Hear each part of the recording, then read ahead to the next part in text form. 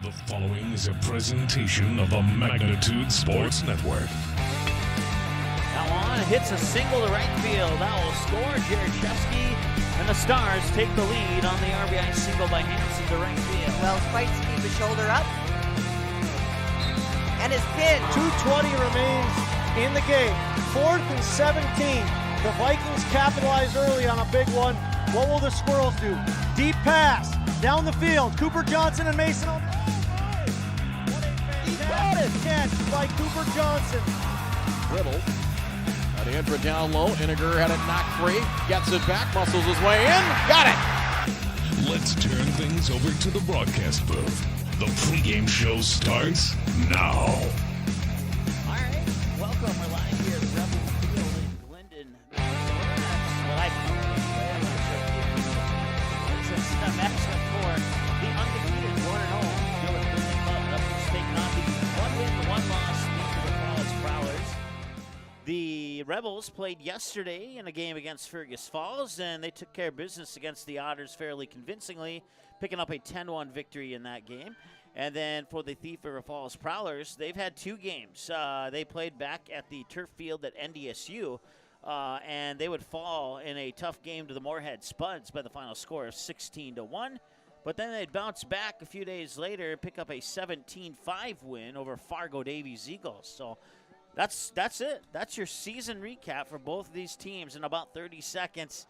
Chris, you got some information. You know, DGF, what did make it? I think they finished 22-6 last year, if memory serves me correctly, and they made it to the state tournament. Yeah, so last year DGF had an awesome season, coming in and playing the Sir Henderson in the quarterfinals, winning 4-2, making it to the semifinals, before being defeated by the ever-famous on Magnitude Sports Chatfield. Oh. Going into the third place game, being defeated by Maple Lake. So they had a decent run, you know, making it through semifinals and into the third place tournament. Like you said, 22-6. They came out actually top seed of their division last year.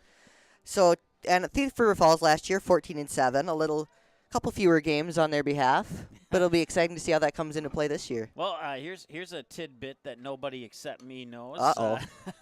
The last time we saw DGF on Magnitude Sports, they picked up a 10-9 win over Barnesville in walk-off fashion, and it happened our very last broadcast on Magnitude Sports. It was a baseball game that ended in a 10-9 final in walk-off fashion in the bottom of the seventh. So there you go. There you go. So our last two games between baseball and softball have ended in the scores of 10-9, and we'll see how this one goes along here. We'll take a timeout. We'll be back in a moment. My name is Mike Mace alongside Chris Hovden. We'll be back in 60 seconds with your starting lineups right after this. Gourmet Game Processing is the definition of delicious. They provide the best in the products that they offer and how they process your game meat. But they offer more than just high-quality, delicious products. They are a full-service meat shop that has become an important part of the local community, and they are proud to sponsor today's DGF broadcast. Located on Center Avenue in Dilworth and online at gourmetgameprocessing.net.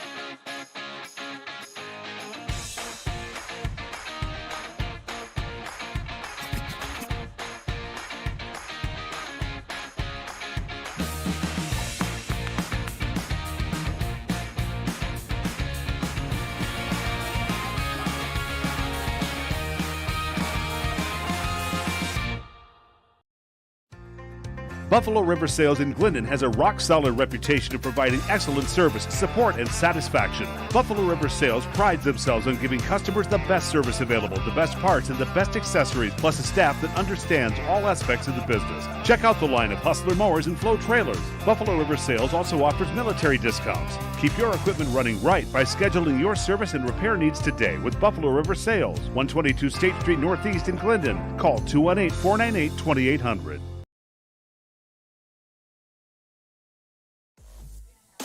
All right, welcome back here to Glyndon, Minnesota, home of the DGF Rebels. Softball action coming up for you here on Magnitude Sports. It's our first softball action of the year.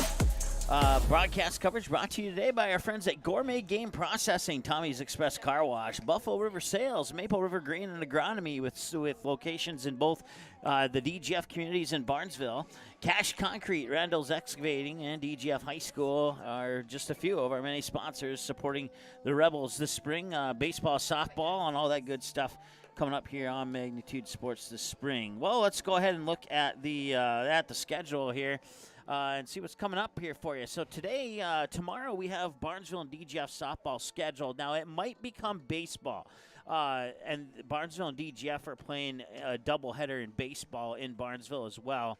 The intent is to get the softball doubleheader on, but they're still working on the press box. There's no power in the press box yet. There's no internet in the press box yet. So we're going to do a little examination of the field to see if we can do anything to get that softball game on. If we can't, then we'll just go down the road to the baseball game, and it'll still be Barnesville versus DGF. But the hope, fingers crossed, is to get the softball doubleheader on, and if not, the baseball will be the backup plan there. And then this coming weekend, we head on down to South Dakota. Watertown will host a trio of games over a trio of days against the Fargo Post 400 Stars, and then it's back to softball action as the DGF Rebels will be back home taking on the Frazee Hornets in a doubleheader on May 2nd, and then Barnesville and Perham. Hopefully, fingers crossed, assuming they got electricity and stuff, on May 4th. And then Friday, May 5th, we'll have a couple of games for you. Barnesville and Otter Tail Central, fingers crossed, with electricity, and Fargo Post 400 Stars and Watertown Post 17. So that's a look at your upcoming schedule. You can dig deeper into that schedule at our website at magnitudesn.com. And once again, you can also follow us online on our website, on our YouTube, on our Twitter, on our Facebook, on our Instagram. Pick one, your favorite, a couple, all of them, whatever you want. That works for us. We'll take another timeout. We'll be back in a moment here on Magnitude Sports. Stay tuned. You have options when it comes to purchasing your crop inputs. At Maple River Grain and Agronomy, it's our goal to provide our member owners with the best possible customer service from people that you know and trust who grew up around here and know what it takes to run a successful farming business year-round. The team at Maple River Grain and Agronomy can anticipate our customers' needs. They now serve the DGF and Barnesville communities, as well as Rothsay and Sabin, plus many other locations across North Dakota and Minnesota. Visit mrga.com today to learn more about Maple River Grain and Agronomy.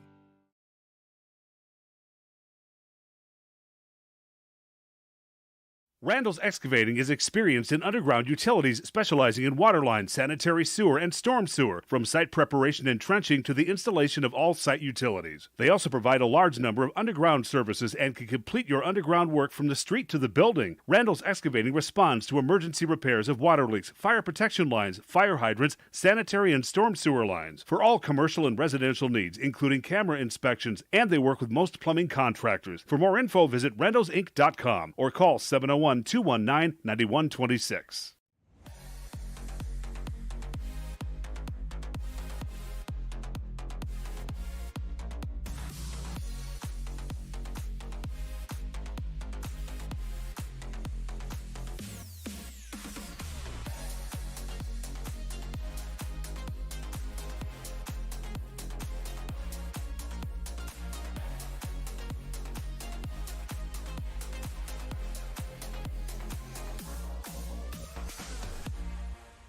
Game processing is the definition of delicious. They provide the best in the products that they offer and how they process your game meat. But they offer more than just high-quality, delicious products. They are a full-service meat shop that has become an important part of the local community, and they are proud to sponsor today's DGF broadcast. Located on Center Avenue in Dilworth and online at gourmetgameprocessing.net.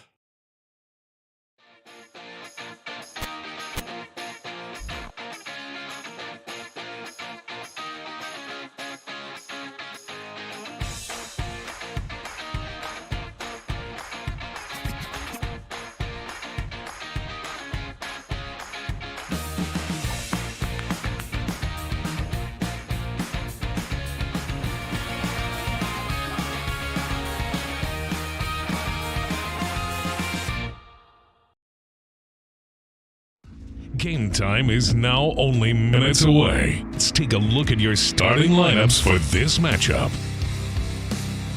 All right, well, let's go ahead and take a look at the starters for the DGF Rebels. Normally we start with the visitors, but a little hiccup here is going to make us flip-flop it. The top of the order for the Rebels will be the shortstop, number 1, the sophomore Michaela Bielen. Batting second and playing center field will be the senior Michaela Winter. Batting third and playing catcher will be the number 10, the senior Skylar Spezzard. The first baseman will be batting number 4th, and that's Ellie Boyd, a freshman. The batting 5th will be the senior right fielder, Kaylee Peterson. Batting 6th will be the third baseman, a freshman, Lexi Fromke. Batting 7th will be your starting pitcher in the circle, Natalie Lindman, a sophomore.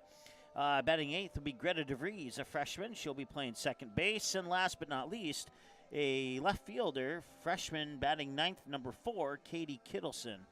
And that is your starting lineups for the DGF Rebels. And for the visiting Thief River Falls Prowlers in their blue jerseys with white lettering and a little white Nike swoosh on the upper left chest area of the jersey, you got batting 1, 2, and 3. You have the second baseman, senior Brooklyn Broadwell. The batting second, the catcher, junior Sophia Kramer. And batting third, the center fielder, senior Natalie Novak. And then the middle of the order at 4, 5, and 6 is the first baseman, junior Cora Sorter.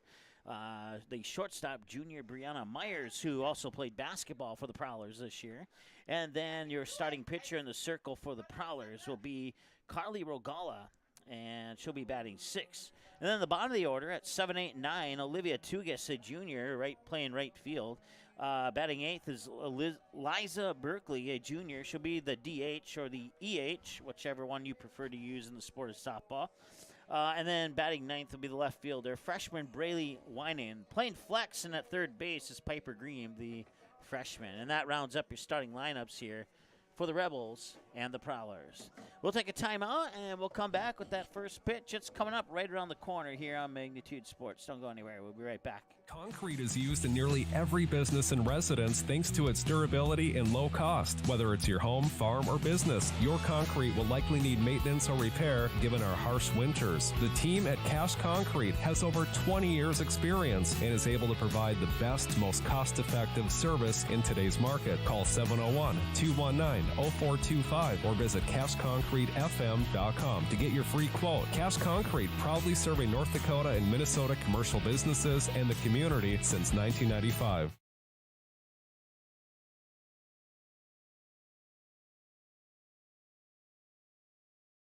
You have options when it comes to purchasing your crop inputs.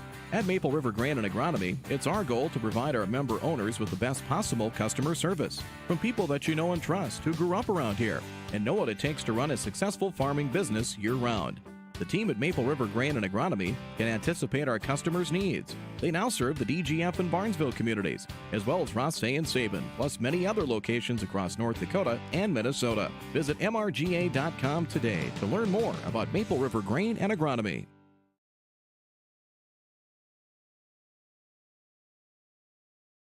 Concrete is used in nearly every business and residence thanks to its durability and low cost. Whether it's your home, farm, or business, your concrete will likely need maintenance or repair given our harsh winters. The team at Cash Concrete has over 20 years experience and is able to provide the best, most cost-effective service in today's market. Call 701-219-0425 or visit CashConcreteFM.com to get your free quote. Cash Concrete, proudly serving North Dakota and Minnesota commercial businesses and the community since 1995.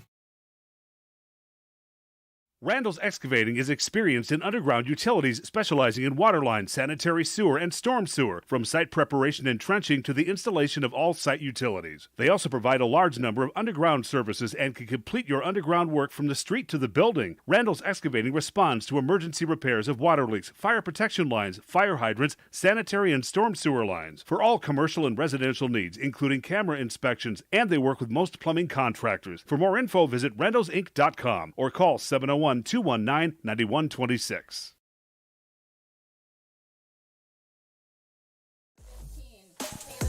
right, welcome back. Going through the starting lineups on the field through our PA announcer. We already went through those, so we'll let her finish up her job, and then we'll be right back with you here. Number 20 pitching, Natalie Lindman. number 2, Greta DeVries. And left field, number 4, Katie Kittleson. It's too muddy to get our flag up, so let's play ball.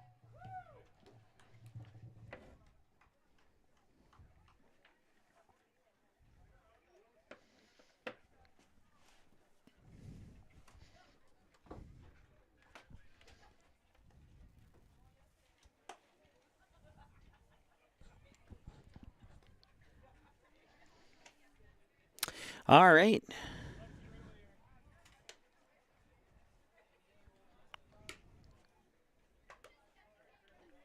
Test. Yeah, we are on. Okay. Okay.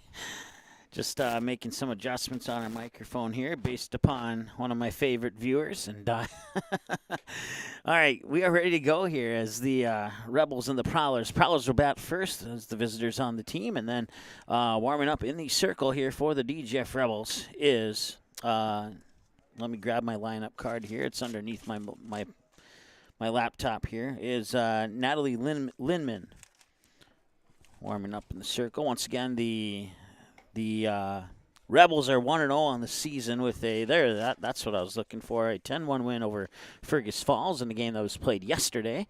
And the Thief River Falls are 1-1. They lost 16-1 to the Moorhead Spuds and a 17-5 victory over the Fargo Davies Eagles. So that's where we will go, and now we're ready to play ball here. It's 49 degrees. Just went up a degree like literally 1 second ago. It was 48. And I see that the DGF coach uses the number system here as well, so we'll see what 1, 2, 4 is about. Or actually, I'm sorry, the Thief River Falls uses the number system. So, and you'll hear those 3-digit call-outs from the coach, and there's several different combinations for the same play, so I don't think that you can figure it out too easily. I'll tell you that much. 1 ball and 1 strike is the count here. The batter is Brooklyn Broadwell. 1 ball, 1 strike. As Lindman, the sophomore pitcher, will wind up and deliver, and that one's low for a ball. It's 2-1.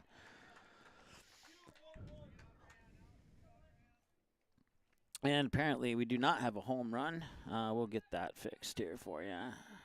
For obvious reasons, we have no home run at the moment.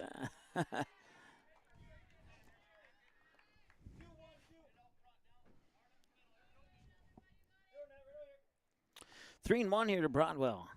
Once again, we'll see Kramer and Novak this inning here for the Prowlers as well. Here's the windup. And the 3-1 is nearly right into our broadcast booth, just over our heads. Fouled away. It'll stay alive at a 3-2 count now, and a payoff pitch coming up here for Lindman. Skylar Spezzard behind the plate catching. We'll go around the bases here after the payoff pitch from Lindman.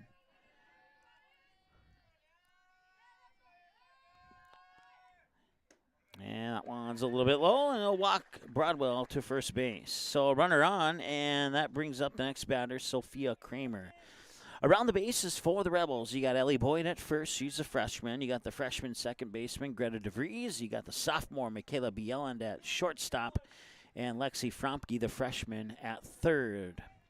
In the outfield, Katie Kittleson, the freshman, in left. Kaylee Peterson, the senior, in right. And Michaela Winter, the senior, in center. Here's the windup from Lindman, and the pitch to Kramer is in for a ball. It's 1-0.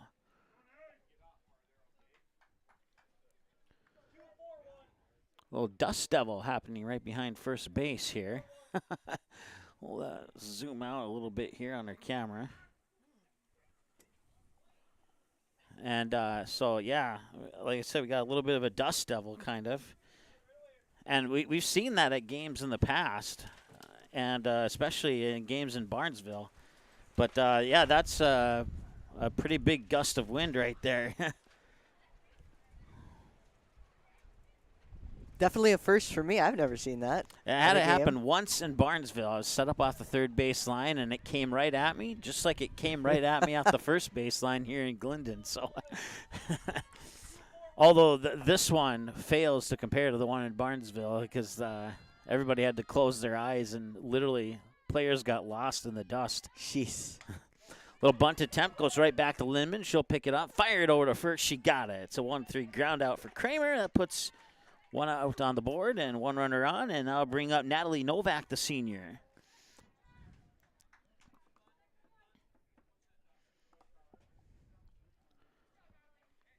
Broadwell advanced to second base.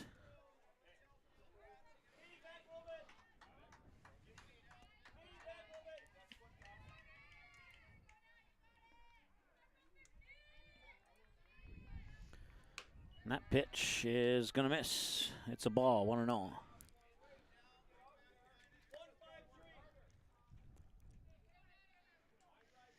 Novak will hold up, and now she's ready.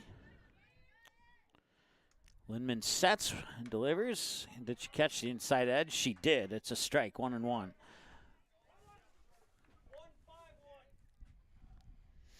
Three minutes into the ball game. This is pitch number 11 for Lindman. 6 balls and 4 strikes on 10 tosses so far. 1 ball and 1 strike here to Novak. Make that strike 2. Nice fastball from Lindman there down the middle, and it makes it count 1 ball and 2 strikes.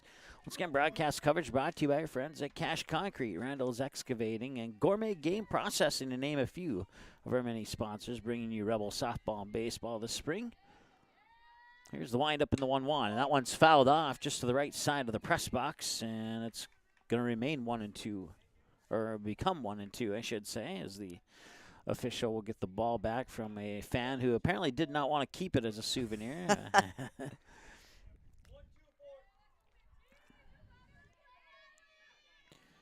And the 1-2 windup from Lindman, and the delivery, and that one comes off the handle of the bat right into the Rebels' dugout. It'll remain 1-2. Good chop to keep on the base. Once again, runner in scoring position is Brooklyn Broadwell for the Prowlers on second base. If you're not familiar with softball, they're not allowed to lead off on base like they are in baseball. That one's fouled back into the behind home plate. My opinion makes it a lot harder. It does, but then again, the distance between bases is a lot shorter too. It's about half the distance, 40 or 45 feet, compared to 60 feet. That's right. I was thinking the pitcher's mound actually. So 30 feet difference between third and home in softball compared to third and home in baseball, and the same distance gap between the other bases as well. So 2 outs now.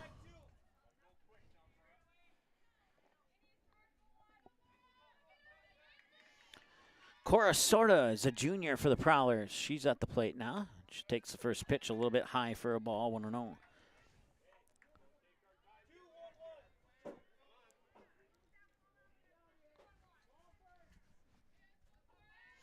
Got Brianna Myers on deck with 2 away if Sorda can make base. Once again, her teammate Broadwell's the runner on second. That pitch comes across for a strike to even the count at a ball at 1-1. 2 away, no score here in the top of the first between the Rebels and the Prowlers. Lindman, the sophomore, sets and delivers a little bit low, below right at knee level there for ball 2. Strike zone is usually from right above the knees to just right below the shoulder area, right? Well, maybe closer to the waist. So that strike zone changes depending on the height of the batter. And that is just going to miss to the inside. She got it inside that frame that we were just talking about, but you also got to get it over the plate inside that frame. Inside ball 3. 3-1 the count now.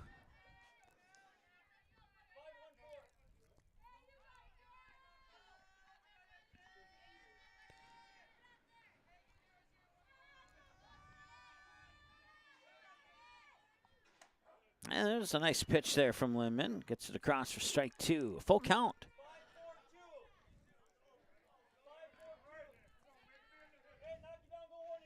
I want to welcome those watching on Magnitude Sports as well as the simulcast on the DGF YouTube channel.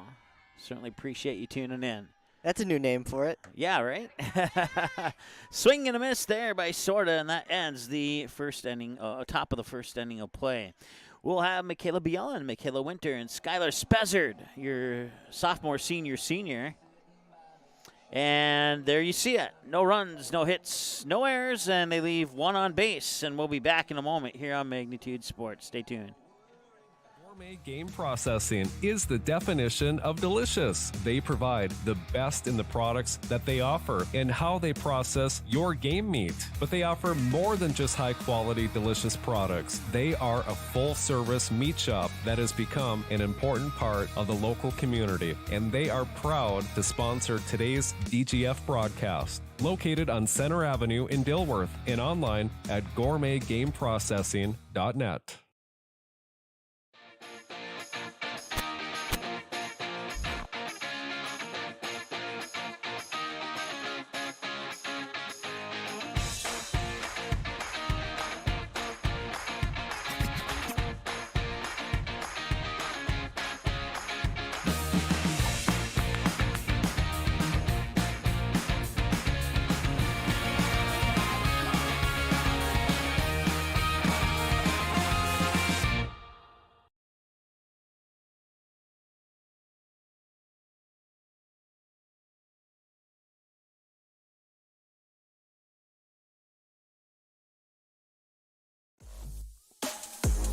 All right, welcome back.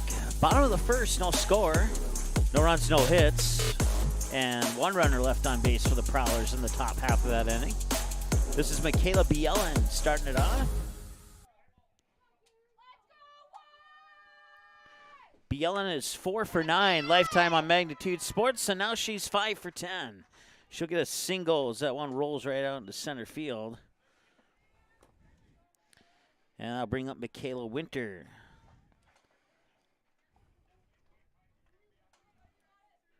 Winter, 2 for 9, including a home run to left center field during her at-bats on Magnitude Sports.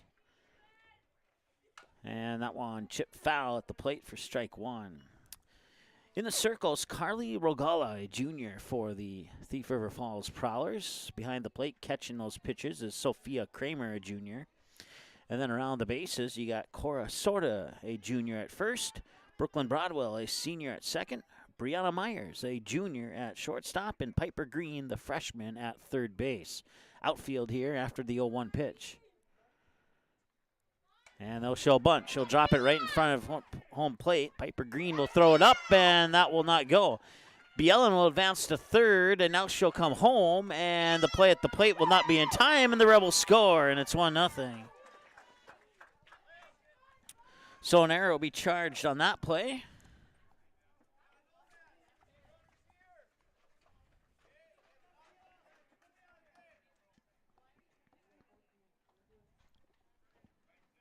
And Winter will advance to second. Skylar Spezzard, a senior, is the batter now. 3 for 7 on Magnitude Sports in her at-bats over all the games that we've covered for the DGF Rebels. Strike one to Spezzard.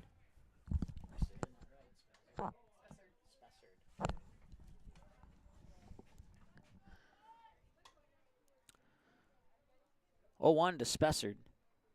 And that one's a little high. I'll even it up at 1-1 to Spezzard. They say if you say a name 21 times, you'll get it right. So I'm going to say her name a lot at this at-bat here.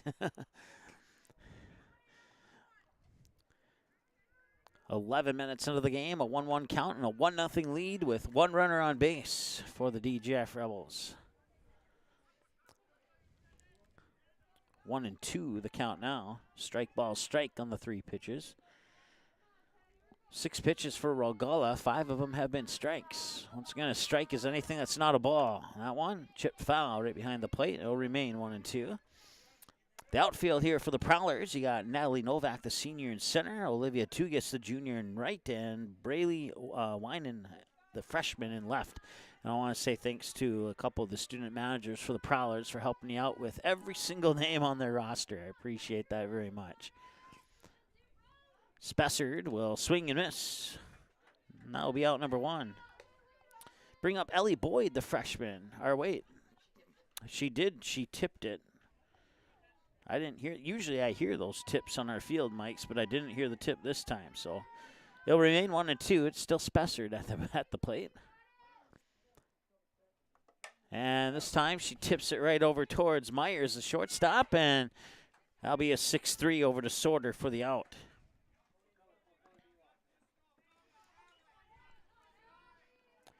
Winter will stay at second. Neither team has gotten a runner beyond second base up to this point in the game. It's Ellie Boyd now. She will actually come to the plate this time.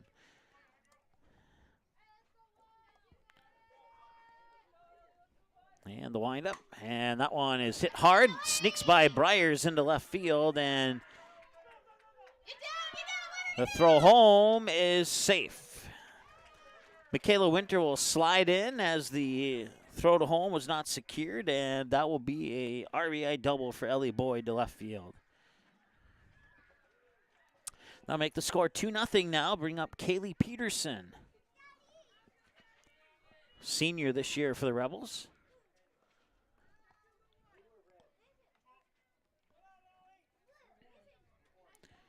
Kylie Rogala with her 11th pitch on 10 pitches, 1 ball, 9 strikes.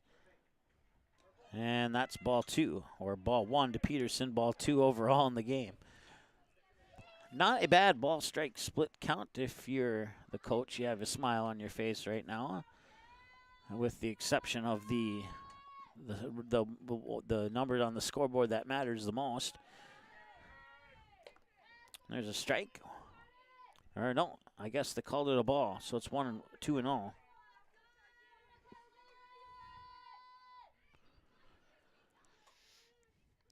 Here's the windup in the 2-0 pitch, and that one is in for a strike. You could call that a rise ball sinker almost. I don't think that's an actual term for a pitch, but that's kind of what it looked like there. 0-1, or I'm sorry, 2-1. I was looking at the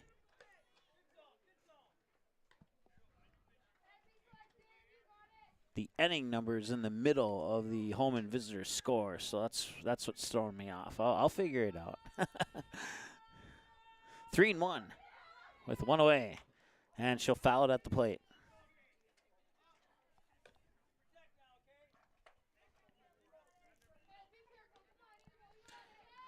One away, Ellie Boyd, runner on second. Rebels lead 2-0 here in the bottom of the first on a pair of hits. And that one is a little lobber. Nice diving catch there by Broadwell. And they get the double play as they get Boyd back out at second. So Peterson with a low, soft pop-up double play to the second baseman. And then it's a 4-6 on the throwback over to the shortstop to get the runner on second out, and that will do it for the first inning of play. We'll take a break, and we'll be back in a moment here on the Magnitude Sports Network. Stay tuned. And that'll bring you 2 outs, and that'll bring up Olivia Tugas, a junior.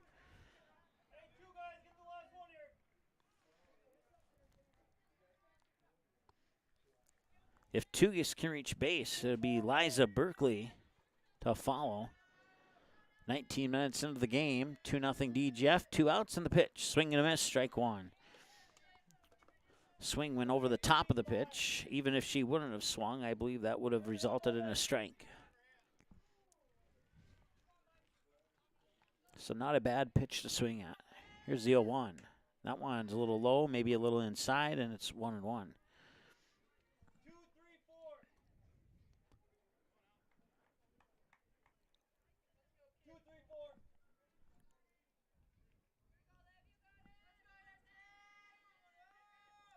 That pitch is a little high. 2-1. Rebels went to state last year. They went to state 6 additional times as well. 2006 and 7, back-to-back years. 2015, 16, 17, and 18, 4 years back-to-back. And then a couple of years off and went back in 2022. They did not go back in 2020. I just stumbled over my words there. I don't think much happened in 2020. Yeah, that's true. Kind of forgot about that. 2-2 the count here.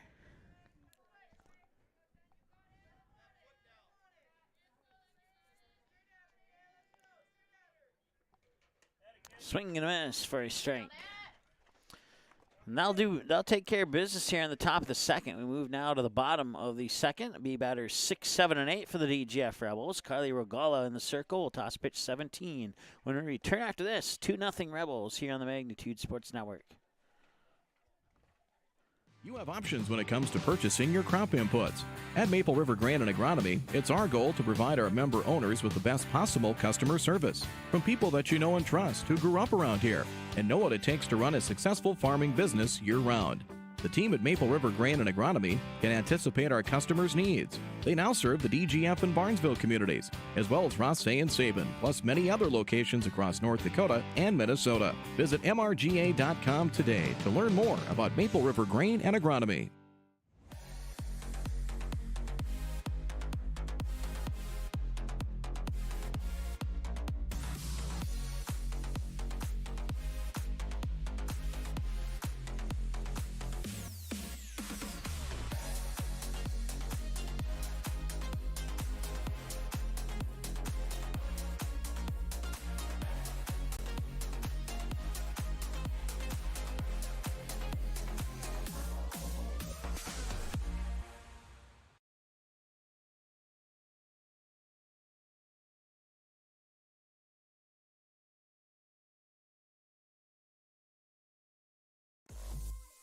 Welcome back. Bottom of the second at the plate. Taking the strike is Lexi Fromke. Fromke 0 for 2 on her at-bats here on Magnitude Sports. She was an 8th grader last year, so maybe got an occasional at-bat on varsity, but mostly JV at that point. This one grounded out towards Brianna Myers. Myers and gets it over to Sorter at first. It's a 6-3 ground out for Fromke. And now that'll bring up the next batter here, Natalie Lindman, the pitcher. So we'll have our second pitcher versus pitcher battle, and Lindman won the first one, striking out Ragala.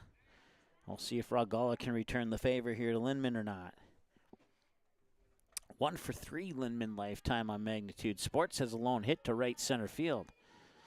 And the pitch. Even if she would have checked her swing, I think it was still a strike, 0-1.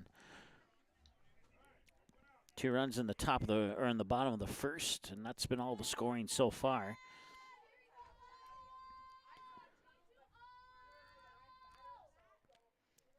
And that one fouled at the plate.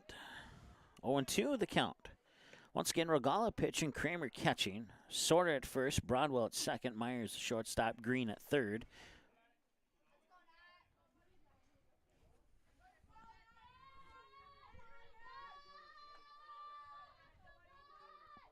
And the 0-2. I'll miss outside, ball 1.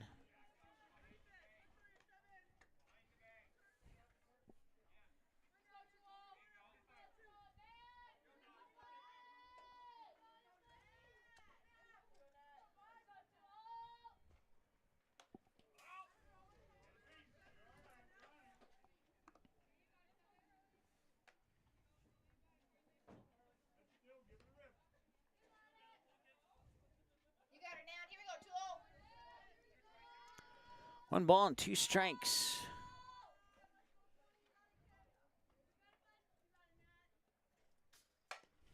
And that's hit right back to Regala, and 1-3 over to Sorter.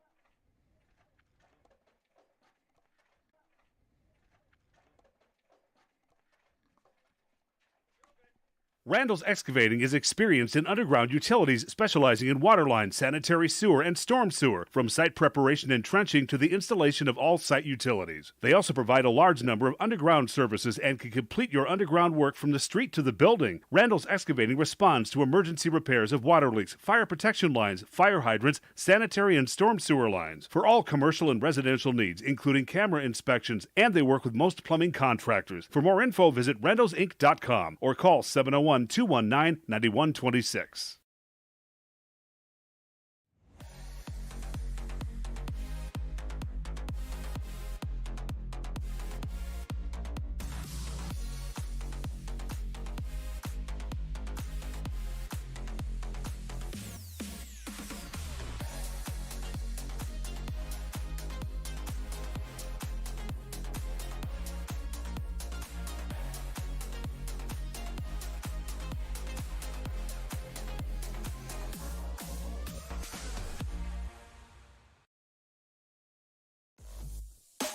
All right, welcome back. We got a live and crystal clear stream for you now. Sorry about that. The battery on the internet device completely died, so we had to flip over to another internet signal here as quickly as possible, and now we're back and shouldn't have any more issues. So thanks for bearing with us through that. And there's a strike. It's Liza Berkeley, a junior, is the batter here for the Prowlers.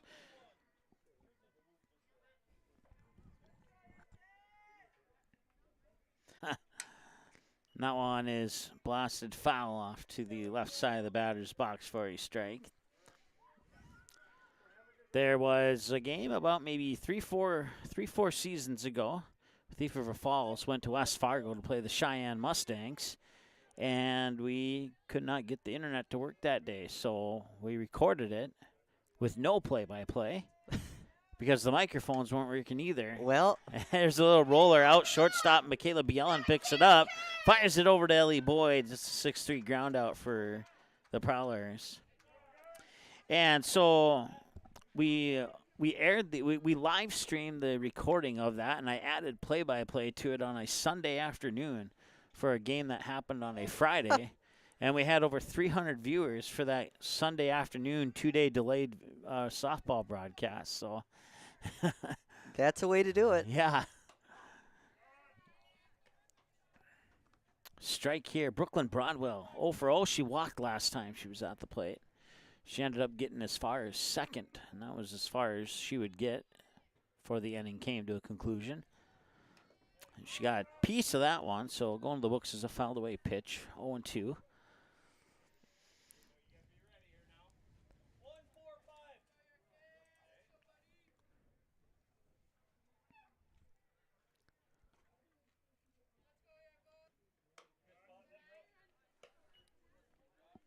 One ball and 2 strikes.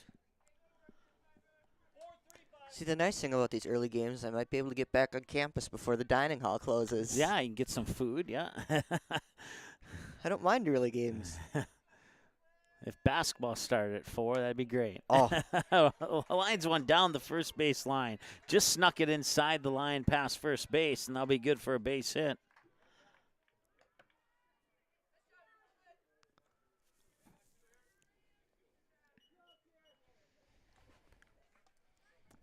So I'll bring up Sophia Kramer.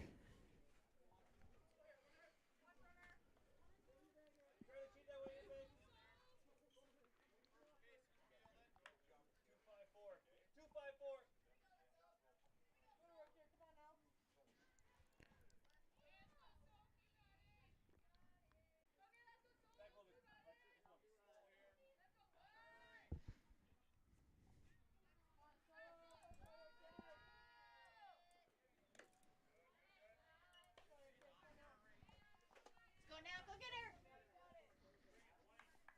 3 balls and a strike now.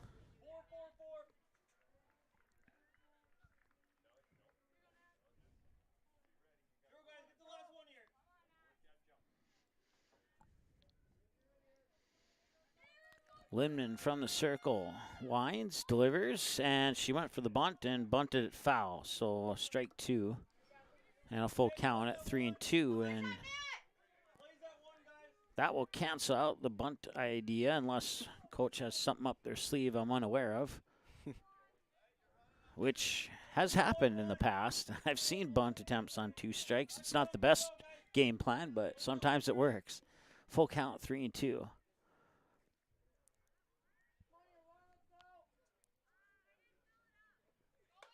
And she'll foul it back. She'll stay alive for another pitch.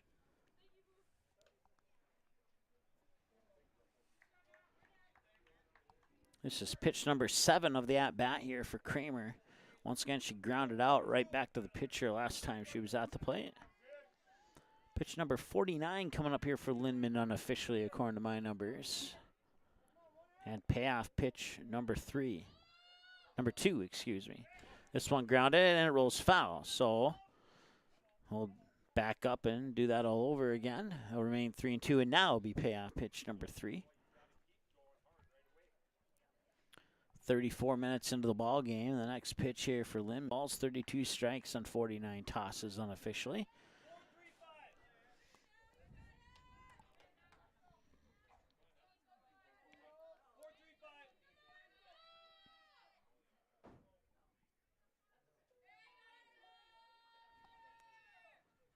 And that one's fouled away. Inside of the Prowlers dugout. Everybody alert there. That's a good thing.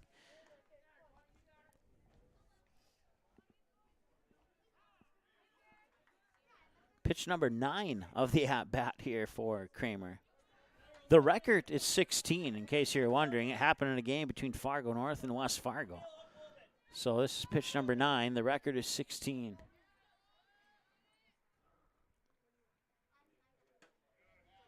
And she walks her, and that record will remain at 16.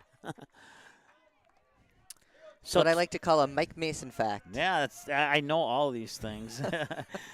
2 runners on now here for the Prowlers. And they got Natalie Novak coming to the plate now. 0 for 1. Popped out to the shortstop Bielen into shallow left, right where the grass meets the sand. Last time she was at the plate. She'll face pitch number 52 from Lindman. 2 away, 2 runners on. Broadwell on second, Kramer on first, and the pitch is high, and it skips off the glove of Spessard. And moving into third is Broadwell. Kramer will advance up to second on the wild pitch.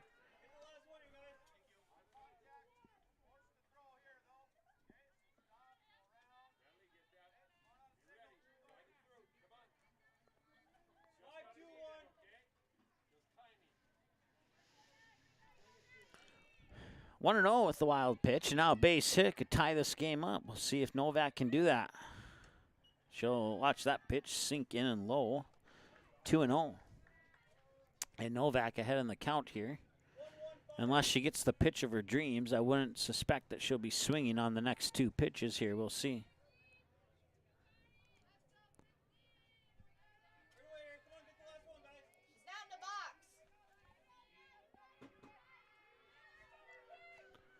And that one's popped up, fouled away, and strike 1.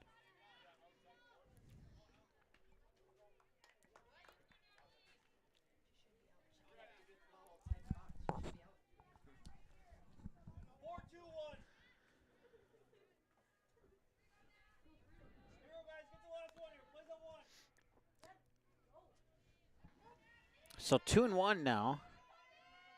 And the 2-1 pitch is hit right up towards the shortstop, Bielen. She'll fire it over to Boyd at first, and that will do it. The 2 runs will not cross the plate, and they'll leave 2 stranded on base on the ground out. And that'll bring us to the bottom of the third. Batters 9, 1, and 2. Katie Kittleson, Michaela Bielen, and Michaela Winter will be due up. Carly Regola will toss pitch 23 from the circle when we return after this. Gourmet Game Processing is the definition of delicious. They provide the best in the products that they offer and how they process your game meat. But they offer more than just high-quality, delicious products. They are a full-service meat shop that has become an important part of the local community, and they are proud to sponsor today's DGF broadcast. Located on Center Avenue in Dilworth and online at gourmetgameprocessing.net. Randall's Excavating is experienced in underground utilities, specializing in water line, sanitary sewer, and storm sewer, from site preparation and trenching to the installation of all site utilities. They also provide a large number of underground services and can complete your underground work from the street to the building. Randall's Excavating responds to emergency repairs of water leaks, fire protection lines, fire hydrants, sanitary and storm sewer lines, for all commercial and residential needs, including camera inspections, and they work with most plumbing contractors. For more info, visit randallsinc.com or call 701-219-9126.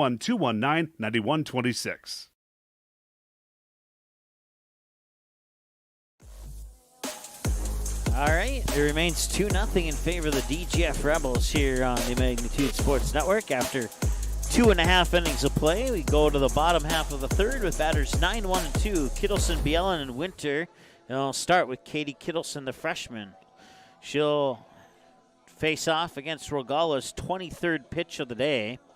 On 22 pitches, 17 strikes and 5 balls, according to my numbers unofficially, for Rogala.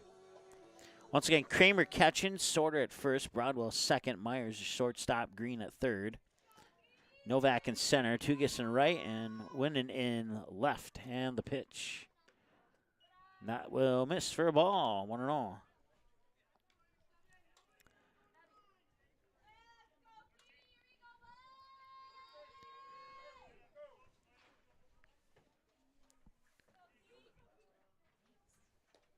And that one will drop low.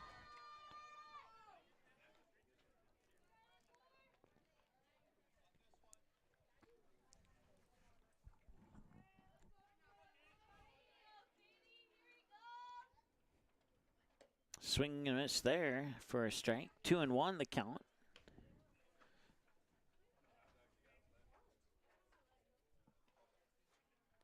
Umpire will take a moment to brush off the dust there on the plate.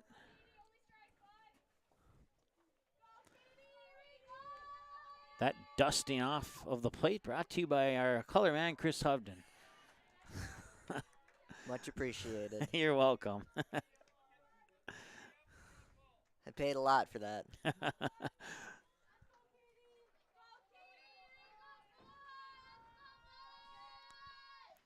2-2, swing and a miss. That's out number 1. So now Carly Regola will go up against Michaela Bielen, the sophomore. 1-for-1, singled into center field on a roller past second base last time she was at the plate.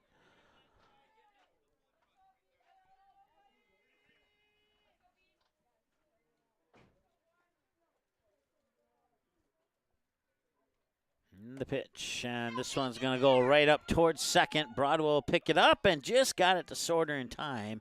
It's a 4-3 ground out. Kayla Winter reached base on that error towards third base last time she was at the plate, and that error also scored one of the 2 runs for the Rebels.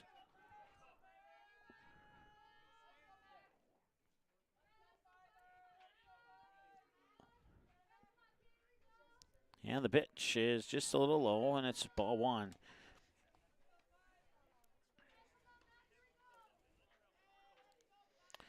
Some of the pitches you'll see more frequently here in the sport of softball. Your common fastball, a rise ball, changeup, and the curveball. Those are usually the top 4 pitches. And that one will be a base hit out into center field. And Michaela Winter is on, and that'll bring up the catcher, Skylar Spazzard. I got it wrong. But anyways, it's a base hit for Winter. I have a feeling you'll have more than a few more tries. I only said it about 7 times. I had to say it 21. I'll start Spazzard, counting. there we go, is the batter. 0-for-1, grounded out to third. Last time she was at the plate. This one's heading towards third again. Green fires it into the glove of Sorter. 5-3 ground out. And that'll do it. 3 complete, and we move to the 4th. Middle of the order for the Prowlers. It's going to be Cora Sorta, Brianna Myers, and Carly Regala. Junior to the plate when we return after this. 2-0 Rebels here on the Magnitude Sports Network. Concrete is used in nearly every business and residence thanks to its durability and low cost. Whether it's your home, farm, or business, your concrete will likely need maintenance or repair given our harsh winters. The team at Cash Concrete has over 20 years experience and is able to provide the best, most cost-effective service in today's market. Call 701-219-0425 or visit cashconcretefm.com to get your free quote. Cash Concrete, proudly serving North Dakota and Minnesota commercial businesses and the community since 1995.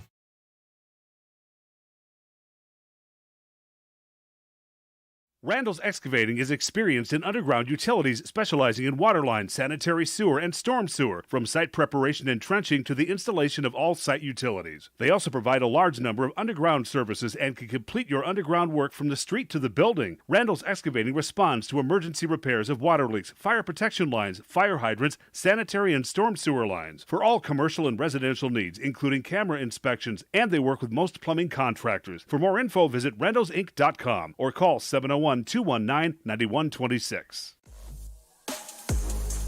right, to the 4th inning we go, and it is batters 4, 5, and 6. 3 juniors stepping up to the plate for the Prowlers. They'll start with Cora Sorta, and she'll face pitch number 56 here from Natalie Lindman. 20 balls and 35 strikes on 55 tosses, according to my numbers here. We're 44 minutes into the ball game. Sorta struck out. She was 0-for-1, went down swinging last time she was at the plate. That pitch comes in low and out for a ball, 1-0.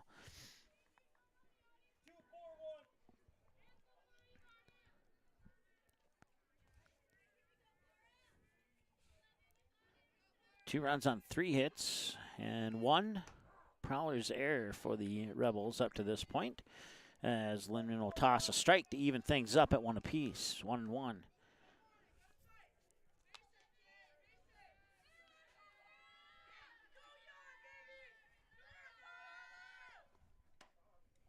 And that one appeared to be a little high, so it's 2 balls and a strike.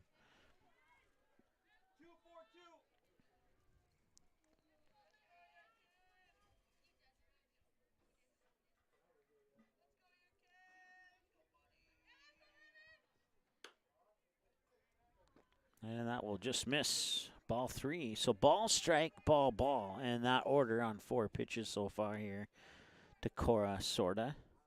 Brianna Myers, the shortstop, is on deck here for the Prowlers. 3-1. Lindman will deliver. Got a strike. 3-2. Full count now at the 45-minute mark of the ball game. Broadcast coverage brought to you by our friends at Randall's Excavating, Maple River Grain and Agronomy, Cash Concrete, Tommy's Express Car Wash, and others. Certainly appreciate their support. You can patronize those businesses. We'd appreciate it.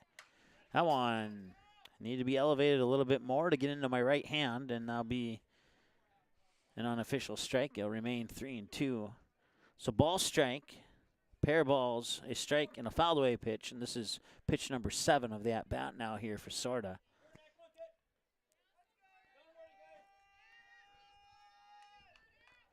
Lindman will get the signal and wind and deliver and fouled away. Back-to-back fouled away pitches. And this is pitch number 8 of the at-bat now here for Sorda.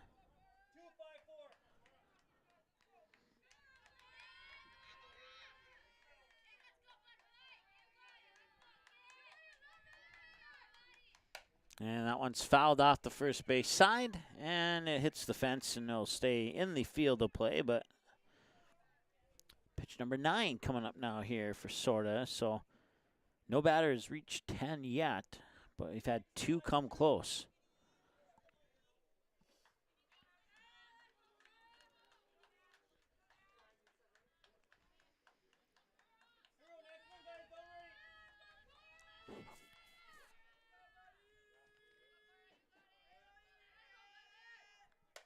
That one's popped up, and that one will just miss hitting the roof of the dugout. So she's fouled off the last 4 in a row now. This is pitch number 10 of the at-bat. Once again, that record is 17. And change your number. No, 16, I meant to say. And 13, or no, 12 or 13 of those 16 were fouled away pitches. Now Sorda will walk. Maybe I have to look that up. Maybe it is 17. I'll have to look it up. I remember that game, though, because obviously I was calling it. And if half of those fouled away pitches would have stayed fair, it would have been a 2 or 3 run homer. I forget how many people were on base at that time. Softball field, 200 feet to left, 200 feet to left center, 200 feet to center, 200 feet to right center, and 200 feet to right. And speaking of right, that's going to go into the glove of right fielder Kaylee Peterson, and that'll be out number 1. So Brianna Myers will fly out for the 2nd time in this contest.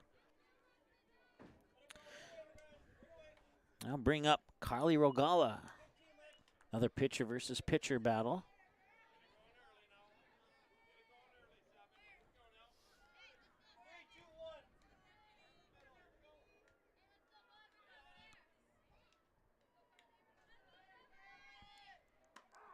Strike. 0-1. Rogala struck out without swinging last time she was at the plate.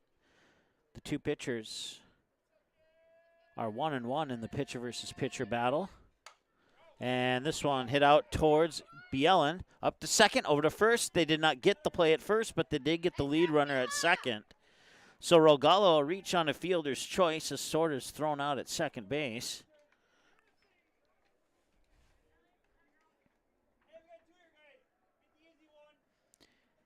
And I'll bring up Olivia Tugas, a junior. 0 for 1, struck out swinging last time she was at the plate. So in the pitcher versus pitcher battle, it's 1 win for Lindman, 1 win for Rogala, and 1 tie on a fielder's choice. 1-1-1. I don't think that's ever happened before. Spessard was looking to throw it up to first there, but Rogala will get back in time. Actually, hang on here. I think they have a courtesy runner for Rogala now. 4, I see. And that will be Ruby Geyser, who is running for Rogala on first. 1 ball and 1 strike here to Tugas. And once again, she struck out swinging last time she was at the plate. This is pitch 71 from Lindman. And that one's fouled off, and it's 1-2.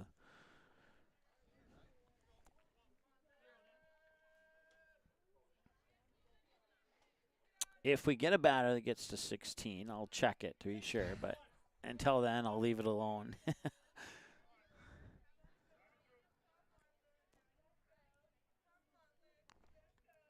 Lindman with pitch 72. Here it comes. Swing and a miss. Got it. That is a strikeout. Tommy's Express Car Wash strikeout number 5 for Lindman, and that'll bring us to the bottom of the 4th. Middle of the lineup here for the Rebels, it's 4, 5, and 6. Ellie Boyd, Kaylee Peterson, Lexi Fromke, Rogala with pitch 32 right after this.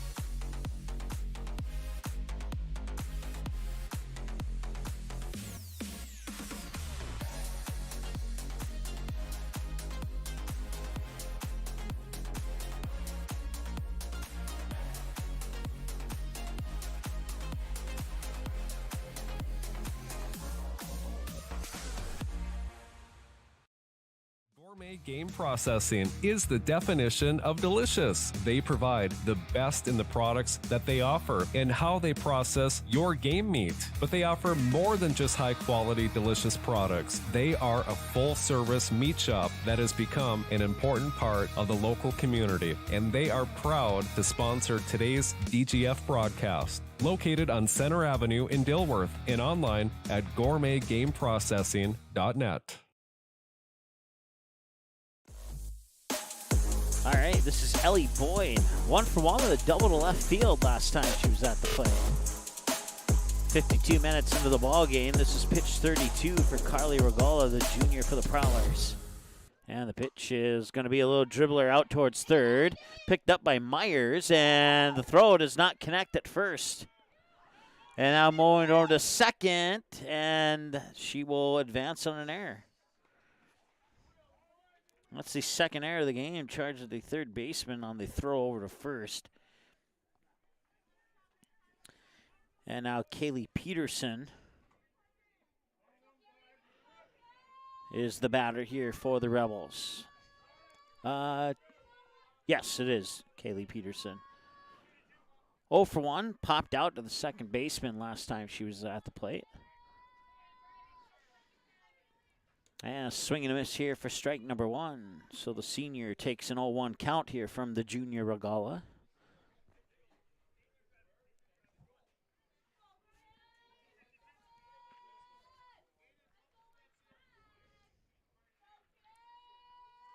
Eight balls and 25 strikes on 33 pitches. And you can make that ball 9 now. And it's a 1-1 count here to Kaylee Peterson. 6 minutes shy of the 1 hour mark of this ball game here. It's a single game today. We'll have more softball or baseball action for you tomorrow here on Magnitude Sports. That one will dribble off to the left side. Foul for strike 2. Strike ball and a fouled away pitch. The hope is to get softball on, but the backup is baseball. And regardless of which sport, it's going to be a doubleheader between Barnesville and the DGF Rebels. So It'll be a surprise. yeah, it'll be a surprise, I guess.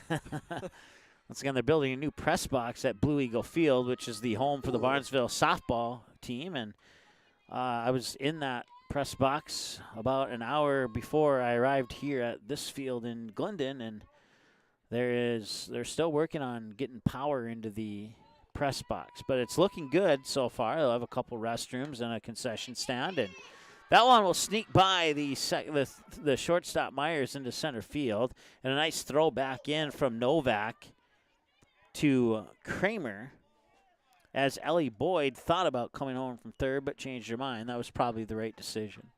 My opinion, definitely. So Peterson with the double. Advances Boyd to third. Now 2 runners in scoring position for Lexi Fromke. 0 for 1, grounded out on a 6-3 to the shortstop Brianna Myers last time she was at the plate.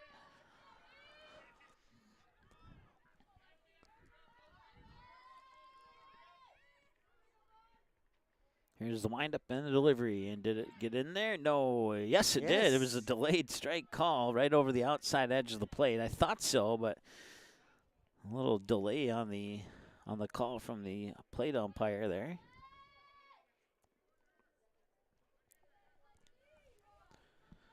Nothing in 1. Here's the 0-1. Looking to show bunt. Nice laid down bunt right towards Piper Green. She'll fire it over. She got her out. Back home. She's safe. It's 3-0.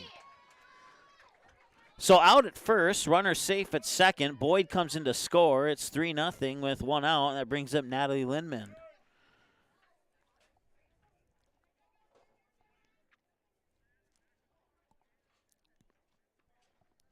So the sacrifice bunt does its job. Brings a run in and moves another runner into scoring position. And Natalie Lindman, the pitcher, 0 for 1, grounded out right back to Rogala last time she was at the plate. Once again, the pitchers are 1-1-1 in their pitcher versus pitcher battle today. Lindman struck out Rogala swinging. Rogala got Lindman to ground out right back to her, and then Rogala reached base on the fielder's choice. So that's where the 1 draw comes in. Fouled away for a strike, and the count is 1 ball, 1 strike as a result.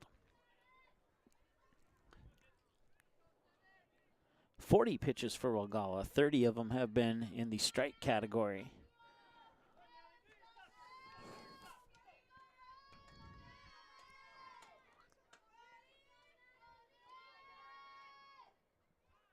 That one hit right over to Piper Green, and she looks Peterson back to second.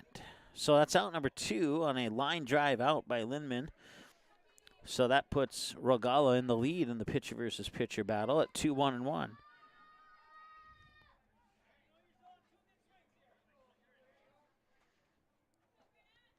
Greta DeVries, 0 for 1, grounded out on a 1-3 right back to Rogala, the pitcher, last time she was at the plate. And takes that rise ball for a ball 1. Yeah, try and say that 2 times fast, even 1 time fast. Ball.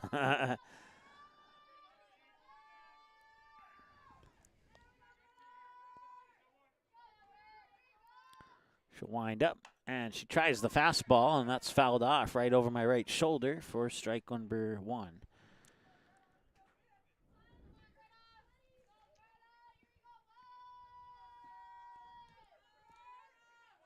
It's the reason I park far away at Yeah. baseball and softball games. Yep. That's I might have to talk to our sales guy, get an insurance company for fouled away pitches. I don't know. Nice catch in right field by Tugas. And that is out number 3.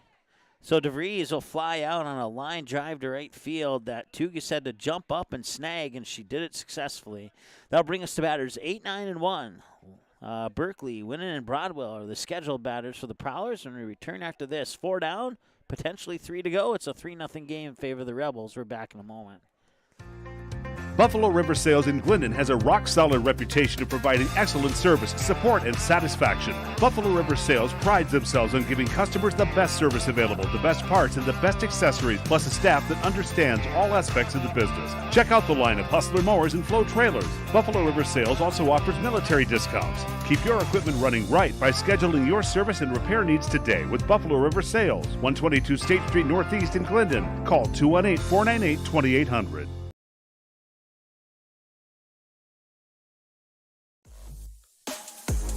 All right, welcome back. Lindman stays on the mound.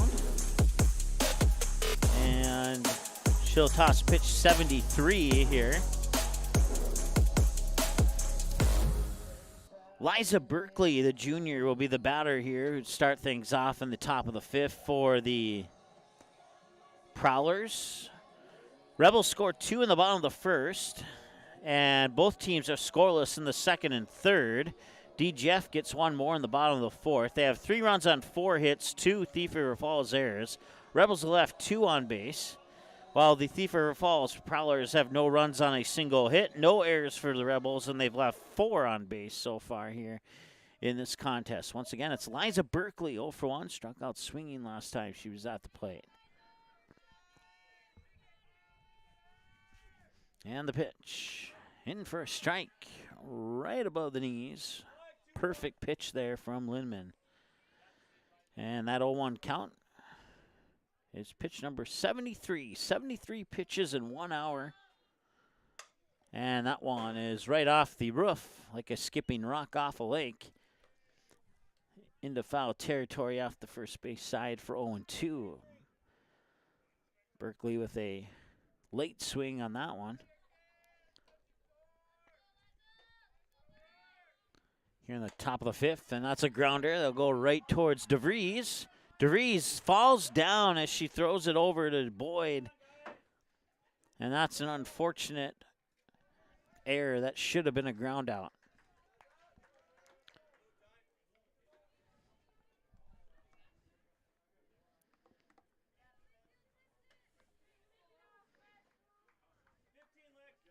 Yeah, it's just unfortunate. She would have had the out too, but she lost her footing on the sand, and as a result, the throw wasn't able to connect properly, and now we have a runner on, and I'll bring up Braylee Winnan, the freshman, 0 for 1 with a ground out to 3rd.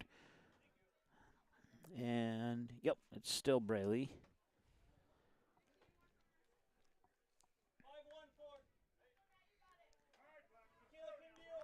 Once again, Berkeley on first, the runner on for the Prowlers. And Lindman will set, wind, and deliver. They'll show the bunt down first base side, and it drops on the right side of the foul line, so that's strike 1.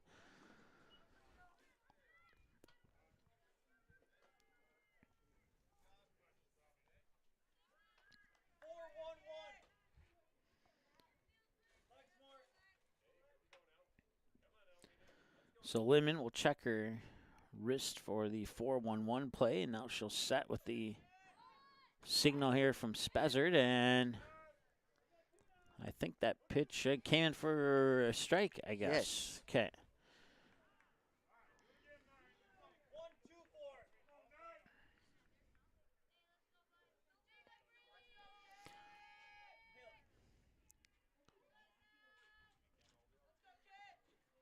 And that one's high for a ball. So 1-2-4 is probably not the repeat play they want to use. They're going to try 1-4-2 instead of 1-2-4. We'll change it. 1 ball and 2 strikes here.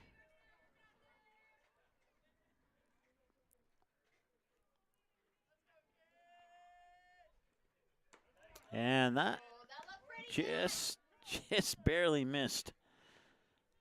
And it's 2-2.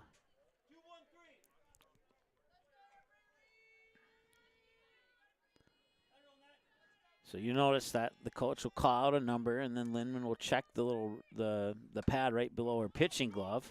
And that one goes over the third baseman, Franke. Bielen picks it up, and Berkeley advances to second, and it's a base hit for Winnan to first. So 2 runners on now for Brooklyn Broadwell as we return to the top of the order here, and the top of the order will face pitch number 81 from Lindman. 1 hour and 4 minutes into the game. Brooklyn Broadwell had that single that she snuck down the first base line last time she was at the plate. And right now, with nobody out, the Prowlers in a good position here to chip into this 3-0 deficit. They'll show bunt, and she'll miss the bunt. That'll be a strike, and the runners will go back.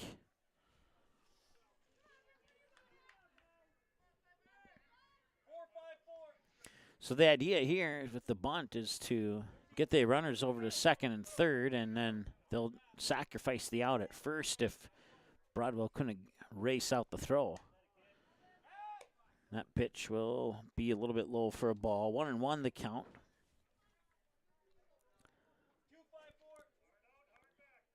Looked like Spessard was potentially trying to throw it up to second, but Lindman wasn't on the same page.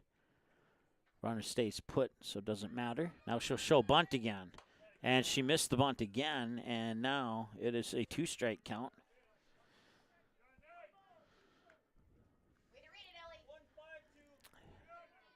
So she'll be swinging here because a bunt foul on 2 strikes would be an out.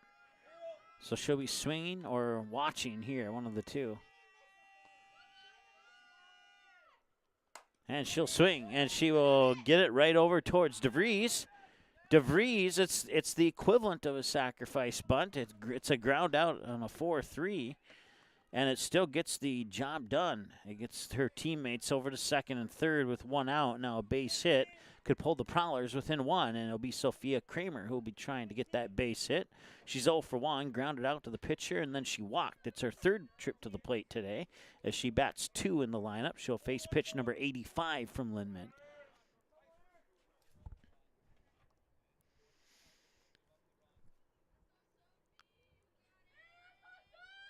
And the pitch, and that's fouled down the third base side.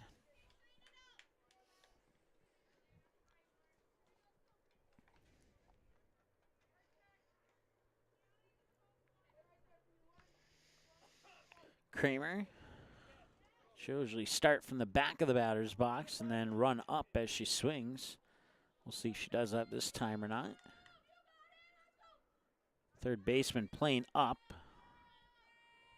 And she will bunt it down the first base line. That's a good bunt. Did she run it out? She did. Nicely done. And a run scores.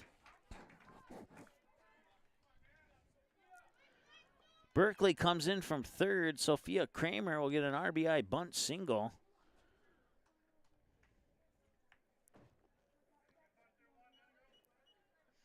And that will advance Winnan over to third. So runners on the corners now for Natalie Novak, the senior. 1 out.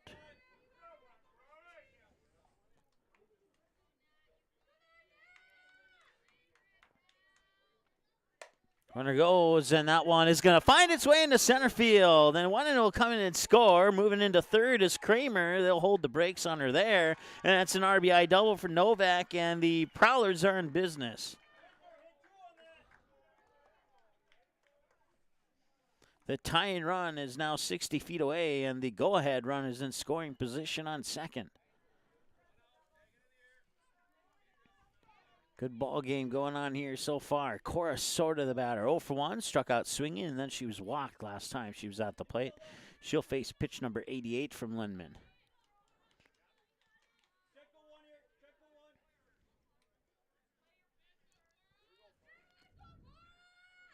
Great opportunity here for Thief River Falls to get the lead, or at least tie it up.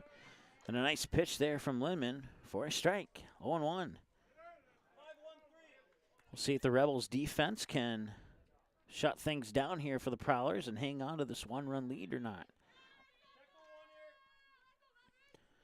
Nice pitch, strike 2. That was a fastball with a little extra fast on it.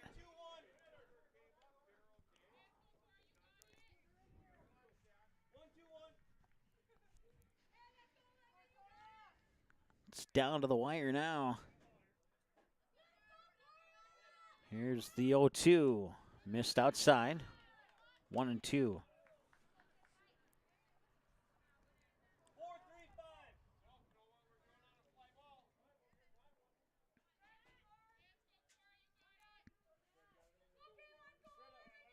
Strike, and a ball. 1-2 pitch is high, and they'll even things up at 2-2.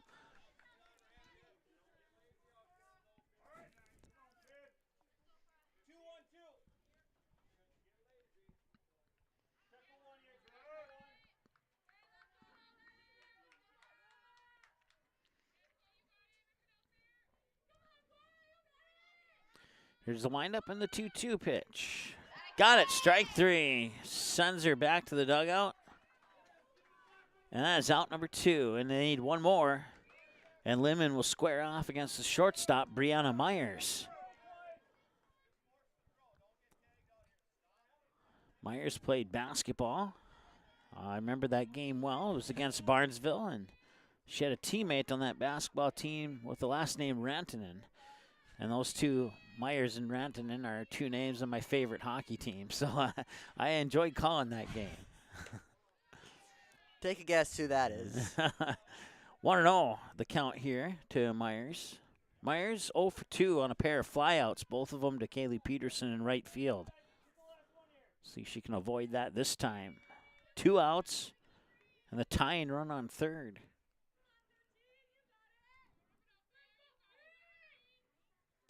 Now one comes inside for a ball, 2-0.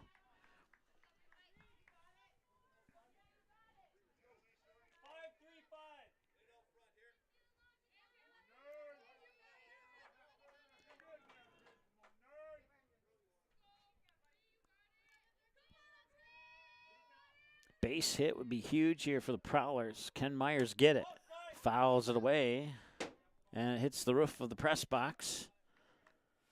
2-1.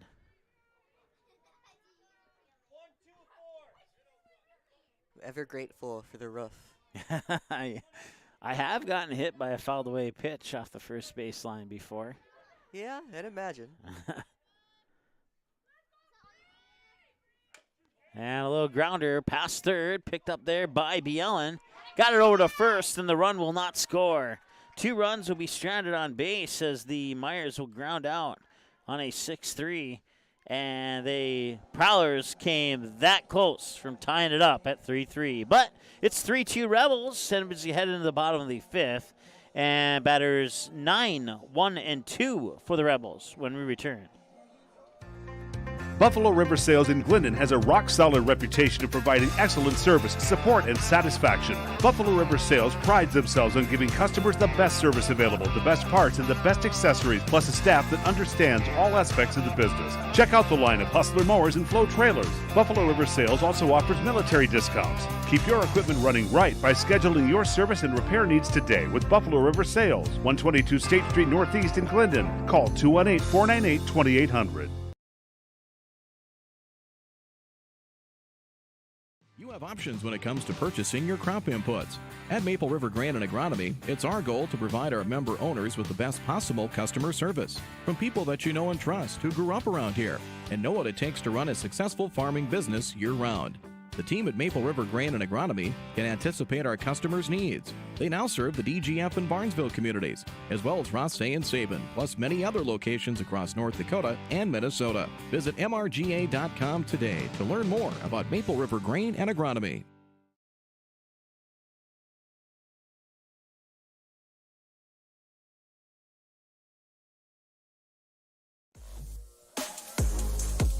All right, welcome back. Katie Kittleson, Michaela Bielen, and Michaela Winter are the scheduled batters, and it will indeed be Kittleson who starts it off here in the home half of the 5th. 0 for 1 with a strikeout swinging last time she was at the plate. Rebels clinging to a 1-run lead here at the moment in the bottom of the 5th. 7-inning game, extras if needed. And the pitch is low for a ball, 1-0.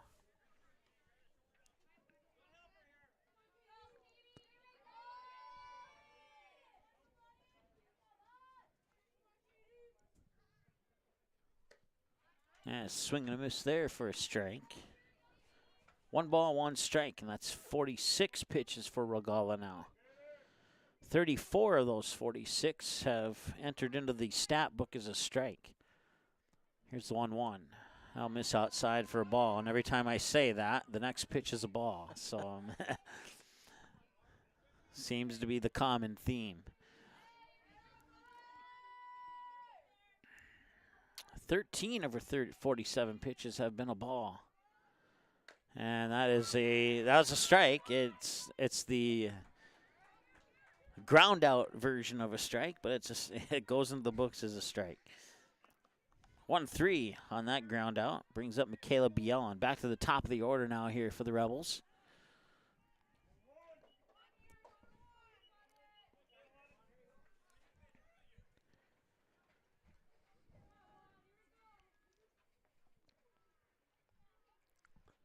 And the pitch. Nice hit out into right field. And that one's going to sneak by the right fielder, Olivia Tugas. And she's going to try for 3. Bjelland is into third on a stand-up triple. She was 1 for 2 prior to that. Now she's 2 for 3 on a stand-up triple to right field. Found that perfect spot to sneak it between the right fielder and center fielder, and it rolled almost all the way to the fence. And now Bjelland, with 1 out, is 60 feet away from doubling up the Prowlers here. Michaela Winter, 1 for 2, reached on an error, and then she singled past the shortstop into shallow left center last time she was at the plate. That pitch will just miss to the outside. It looked to me as if it caught the edge, but it didn't, and it's 1-0.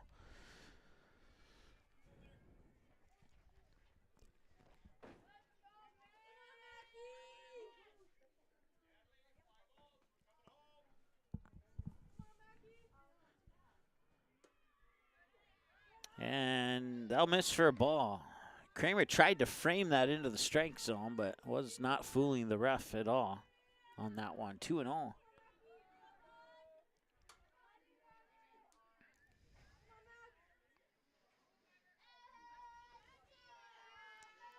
And the 2-0 pitch. And that one's grounded right back. It's picked up by, and some miscommunication there by Piper Green, the third baseman, and that's going to be a base hit.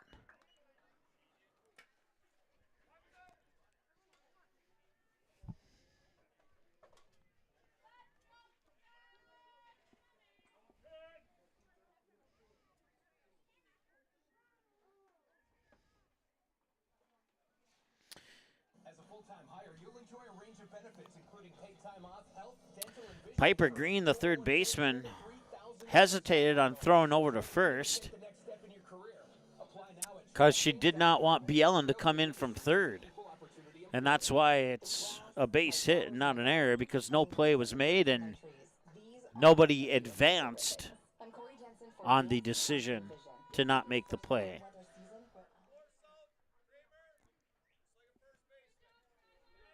All right, so they're going to intentionally walk Spezzard. And that will load the bases for Ellie Boyd. So you got Bjelland over on third, Michaela Winter on second, Skylar Spessard on first. And those are the faces on the bases here for the DGF Rebels. And now we have a courtesy runner for Spessard, and it's going to be Maddie Michaelburst. So once again, the bases are loaded. Ellie Boyd, 1 for 2 with a double to left and reach base on an error.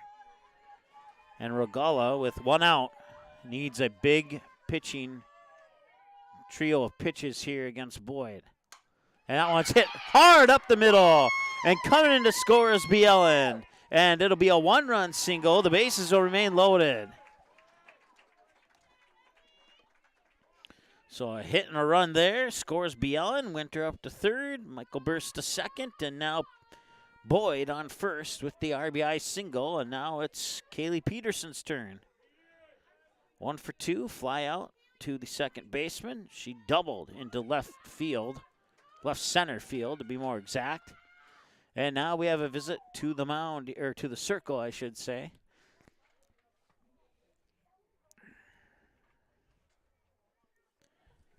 Once again, broadcast coverage brought to you by our friends here at Gourmet Game Processing, Tommy's Express Car Wash, Buffalo River Sales, under new ownership, Maple River Grain and Agronomy, Cash Concrete, Randall's Excavating, and DGF High School, among others, bringing you coverage of today's game here between the Prowlers and the Rebels. Once again, to reset, it is Winter on third, Michaelburst on second, and Ellie Boyd on first. We'll take a quick timeout. We'll be back in a moment here on Magnitude Sports. Stay tuned. Your Gourmet Game Processing is the definition of delicious. They provide the best in the products that they offer and how they process your game meat. But they offer more than just high-quality, delicious products. They are a full-service meat shop that has become an important part of the local community, and they are proud to sponsor today's DGF broadcast. Located on Center Avenue in Dilworth and online at gourmetgameprocessing.net. How does Popeye's chicken sandwich get so crunchy, juicy, and tasty? We make everything with love. Get it today and make your taste buds dance. Love that chicken from Popeyes.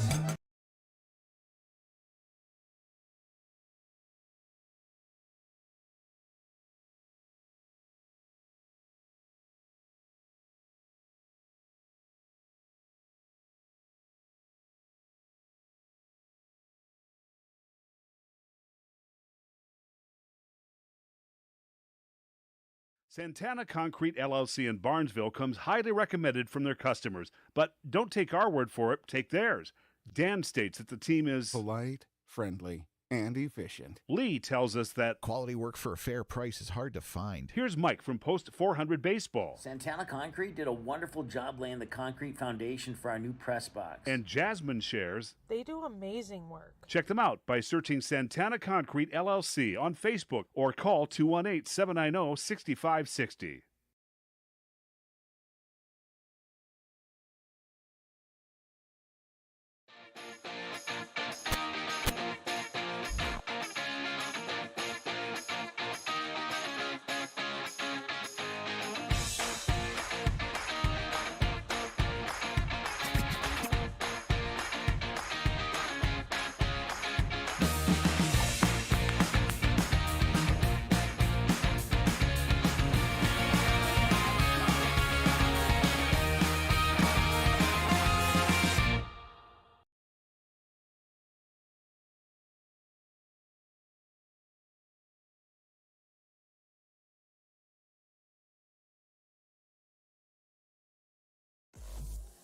All right, one away here in the bottom of the fifth. We have a pitching change for the Prowlers. Kali Rogala will go out to right field, and coming in from right field is Olivia Tugis to take over in the circle here for Thief River Falls. So Rogala currently 83 pitches. I'm sorry, 53 pitches, 38 strikes, 15 balls. She's around 4 runs on 7 hits so far. She's responsible for Winter, Michael Burst, and Boyd should they come across the plate and score. So it's possible she could be responsible for the max of 7 runs, but right now it's just 4. And that pitch will come across for ball 2. So 2 pitches for Tugis, and it's 2-0 to Kaylee Peterson. Lexi Fromke is on deck. If no double plays happen, we'll see her next. Tugis is a junior for the Prowlers. This one grounded out towards Piper Green. To first, they got the force out at home, so Peterson reaches on a fielder's choice. And they will get Michaela Winter out at home for out number 2. Michael Burst up to third. Ellie Boyd up to second. So now only 2 runners on base would potentially go into the books for Rogala.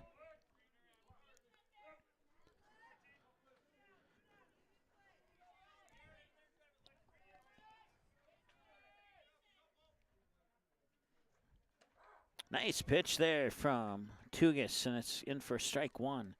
Lexi Fromke is the batter. She's a freshman for the Rebels. 0 for 1, grounded out, and a sacrifice bunt to advance her teammates into scoring position last time she was at the plate.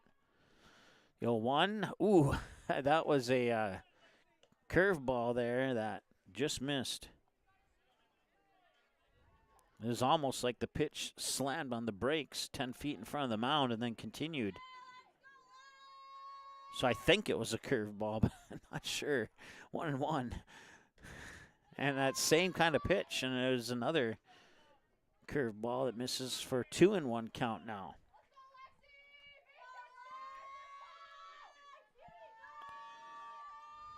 So the outfielders playing about midway into the outfield with the infielders playing deep here with the bases loaded. And this one's a little pop out, and it will be caught. It is caught by a diving Brianna Myers, and that is out number 3, and 3 runs will be stranded on base. Fromke almost snuck it by. I mean, that was literally on the edge of Brianna Myers' glove when she caught it, and she did a good job. So, scheduled batters are 6, 7, and 8. Carly Regala, Olivia Tugis, and Liza Berkeley pending changes. And Lindman, if she stays in the circle, will toss pitch 97 when we return after this.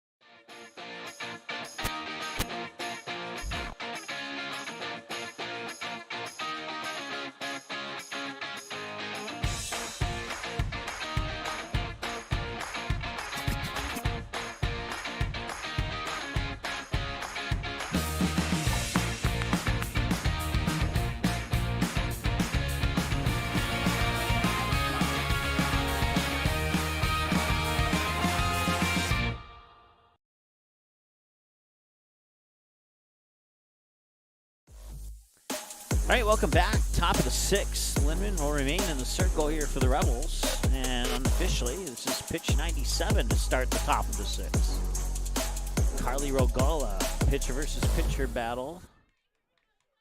Number 5 of the game. Well, not anymore. She's the right fielder now. And as the right fielder, she'll get a base hit out into left field. And she's on base here in this game with her first hit. And Olivia Tugis is the batter now, or the scheduled batter, and it is number 10, so it will be Tugis. Tugis has struggled today, a pair of trips to the plate, and she's gone down swinging on both occasions. See if she can change that here on this side. Winning. 1 for 2, grounded out to third, and singled down the third baseline. Courtesy runner for Berkeley is going to be Piper Green.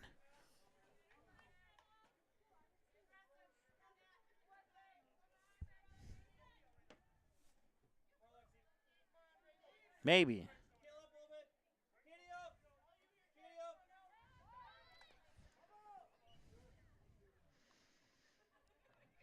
For some reason, our scoring stuff is frozen up here or something. I don't know.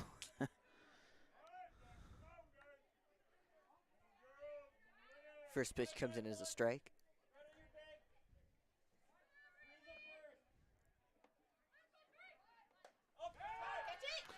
And that's, I missed that play. What happened? Did you see it, Chris? Or? Yep. Kay. Popped up. Okay. Well, we'll see if I'm just going to shut this down and restart it, and hopefully that will help. I don't know what's going on there.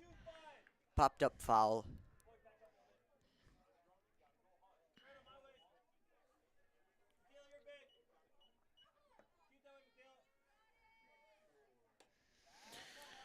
All right, so I'm just going to write this down on a piece of paper here. Piper Green running at third. For some reason, this is acting up on me, so we're not going to try and change the runner on base here. We'll just write it down and remember.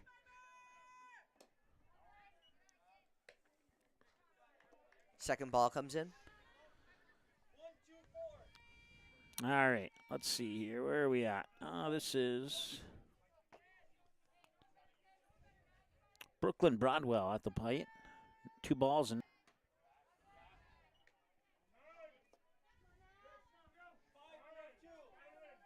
and Piper Green is the runner on first.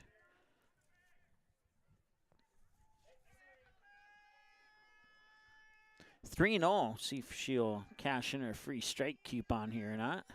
And she will. 3-1 now. 1 hour and 31 minutes into the game. Lindman, pitch 105 coming up right here. And 105 is in for strike 2. So she battles back from being down a 3-0 count and now is potentially one more pitch to toss here. Swing and a miss, and she got her. That is a Tommy's Express Car Wash strikeout number 7 for Lindman. And I'll bring up Sophia Kramer now with 2 away.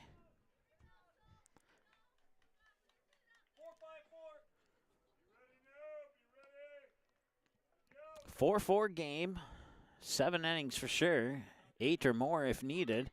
And a bunt that gets by Lindman, and she's going to run that out. It's going to be an infield single. Throw back over to second will not be made, and Piper Green to second. Kramer on a first baseline single. And that was well placed as Lindman couldn't catch up to it, and she was able to run it out before the throw was even attempted to be made. And now Natalie Novak got that big hit out into right field last time she was at the plate. That was good enough for a double and to score a run to make it 4-2 at that point, or 3-2 at that point. And safe at second, and now rounding third, play at the plate, and she is out. And that'll do it. They'll strand 2 on base. Novak will reach on the fielder's choice as they tried to get the out at second and she was safe at second. And then Green is out at home on the play at the plate. And that'll bring us to the bottom of the 6th. Knotted up at 4, batters 7, 8, 9. Lindman, DeVries, and Kittleson for the Prowlers. And we return, or for the, we'll be back in a moment. Concrete is used in nearly every business and residence thanks to its durability and low cost. Whether it's your home, farm, or business, your concrete will likely need maintenance or repair given our harsh winters. The team at Cash Concrete has over 20 years experience and is able to provide the best, most cost-effective service in today's market. Call 701-219-0425 or visit cashconcretefm.com to get your free quote. Cash Concrete, proudly serving North Dakota and Minnesota commercial businesses and the community since 1995.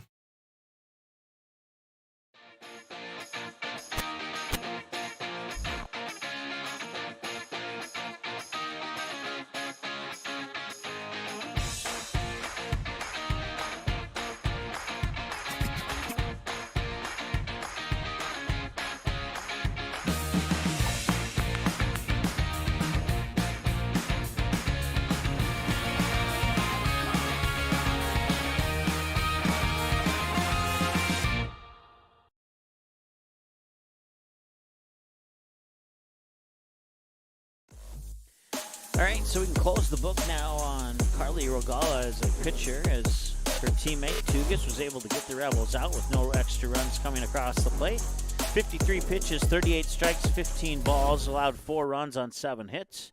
And now Tugas will square off against Lindman in pitcher versus pitcher battle number 1 between these two pitchers. And the pitch, and that one's hit well, center field, going deep, and it's caught by Natalie Novak out in center field on the run.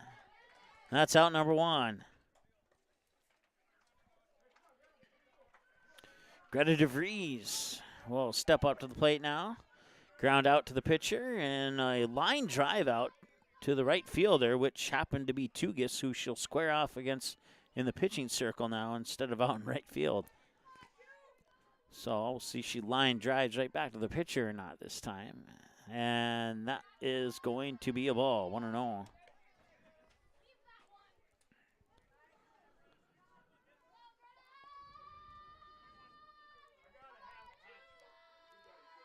One ball, no strike. 4-4 ball game here in the bottom of the 6th.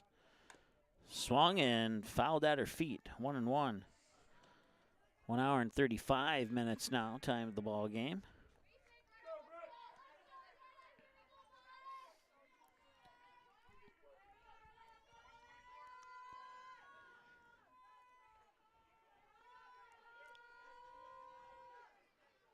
And the 1-1. Got it in there for a strike.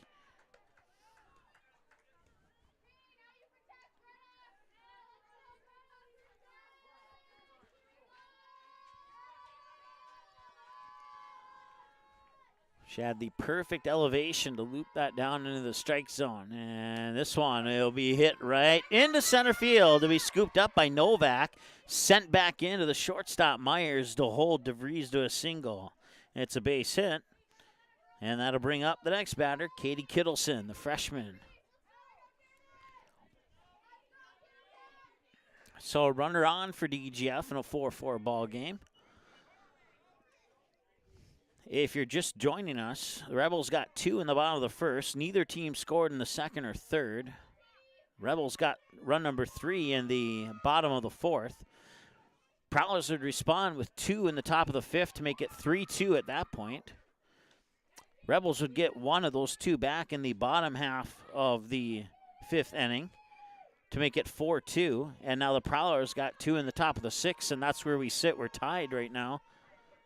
It's 1-0 to Kittleson. And this one will be fair. And to first, out. Got it there just in the nick of time. DeVries advances to second. That was a very close play at first. No kidding. And DeVries up to second. Michaela Bielen now, 2 for 3. A single to center, a ground out to second, and a stand-up triple to right field last time she was at the plate.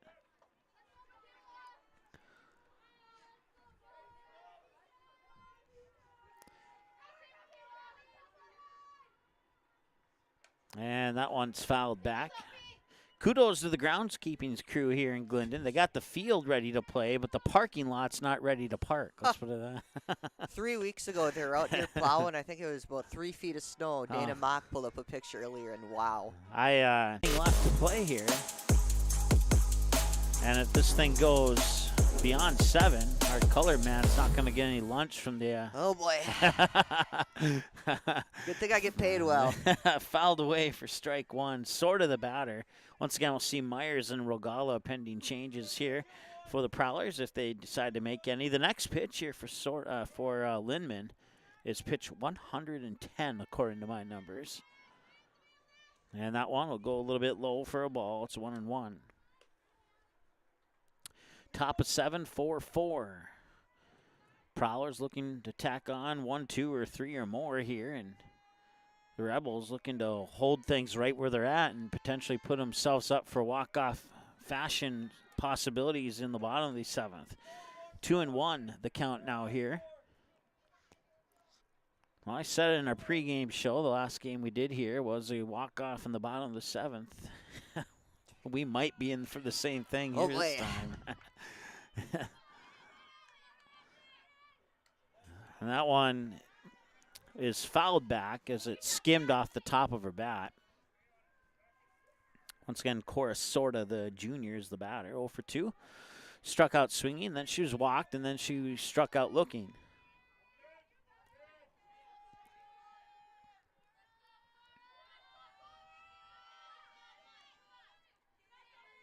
And the pitch, and that's high. It's 3-1. On 113 tosses for Lindman. 75 strikes and 38 balls unofficially. 1 hour and 42 minutes into the ball game. She'll check her wrist for the numbered code from her coach. She'll set and deliver. And that'll walk her. So Sorta's on with her second walk of the game. Strikeout, walk, strikeout, walk. And that brings up the shortstop, Brianna Myers. Yeah, looking at the DGF softball Facebook page, you're out here plowing snow on the 5th. So 20 days ago. April 5th. I guess that has to be at least 3 feet of snow with the Bobcat being moved around. Now look at it. Yeah, it looks pretty good down that third baseline, right?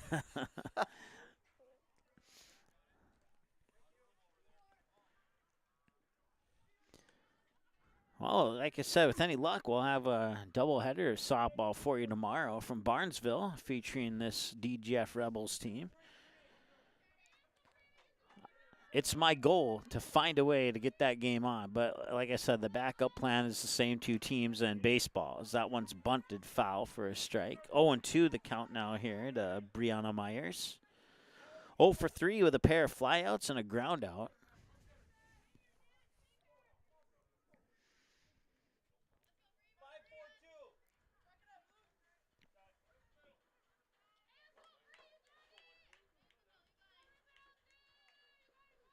And that one's up, foul territory, and it's out of play. They will not be able to make a play on that one, and it'll remain 0-2. Of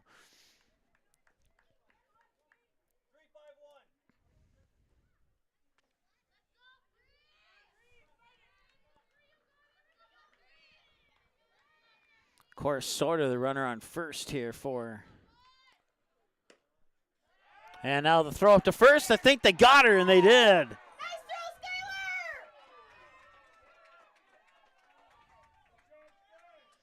Pitch came across as a strike. Or no, it came across as a ball. I'm sorry. And then the snap throw up to first. Gets sort of out.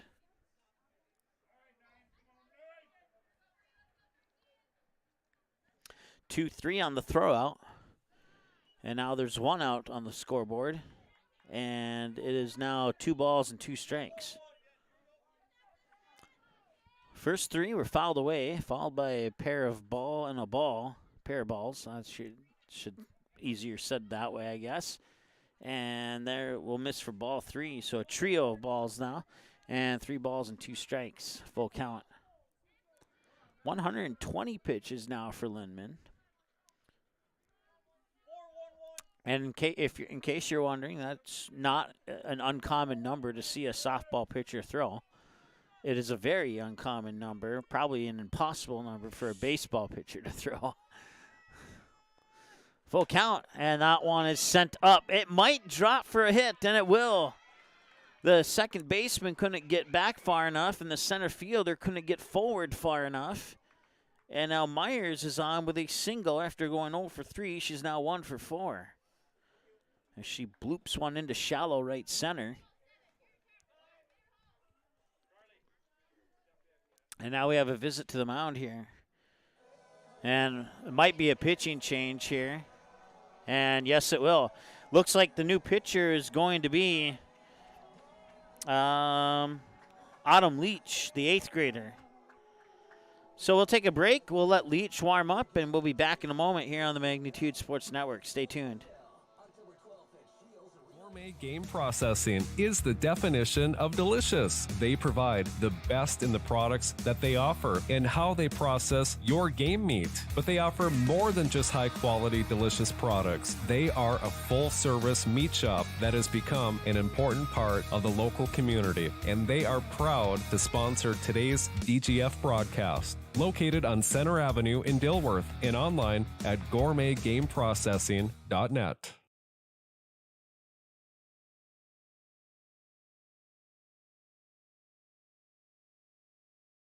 You have options when it comes to purchasing your crop inputs. At Maple River Grain and Agronomy, it's our goal to provide our member owners with the best possible customer service from people that you know and trust who grew up around here and know what it takes to run a successful farming business year-round. The team at Maple River Grain and Agronomy can anticipate our customers' needs. They now serve the DGF and Barnesville communities, as well as Rothsay and Sabin, plus many other locations across North Dakota and Minnesota. Visit mrga.com today to learn more about Maple River Grain and Agronomy.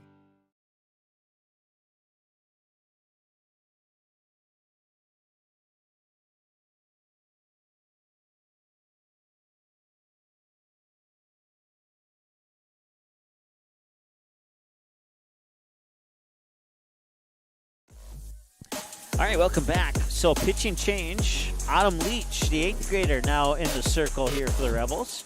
She'll take over for Lindman. 121 pitches, 79 strikes, 42 balls. Allowed 4 runs on 8 hits, and is now no longer responsible for any runners on base, as the runner who she was responsible for just got forced tagged out at second.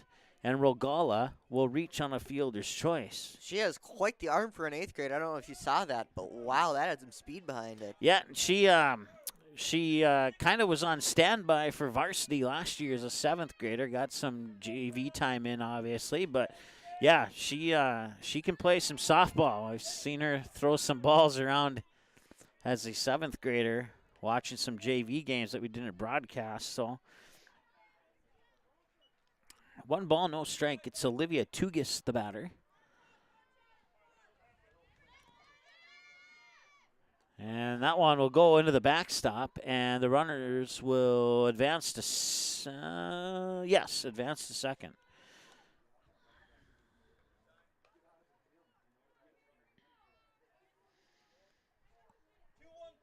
So 2 outs here in the top of the 7th. We're knotted up at 4. Autumn Leach in relief of Lindman. 4's going in for 7 for the Prowlers. Good catch on that one. That will be Ruby Geyser.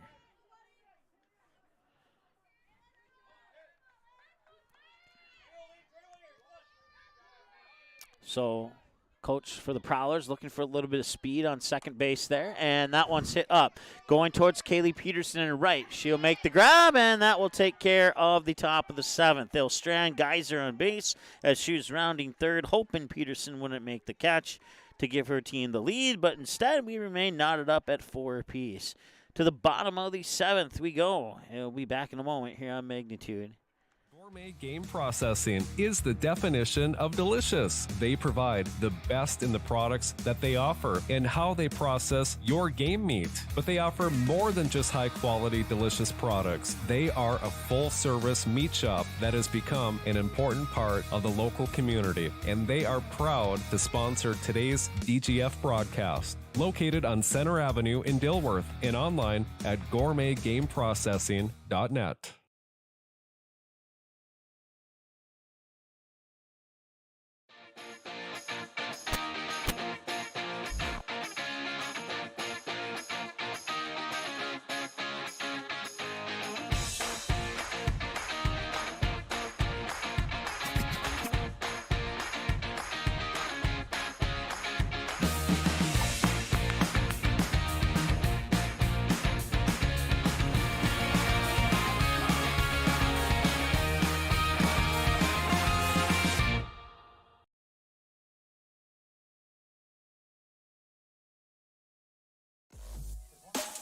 All right, here we go. Bottom of the 7th. DGF scores, they win. Simple as that.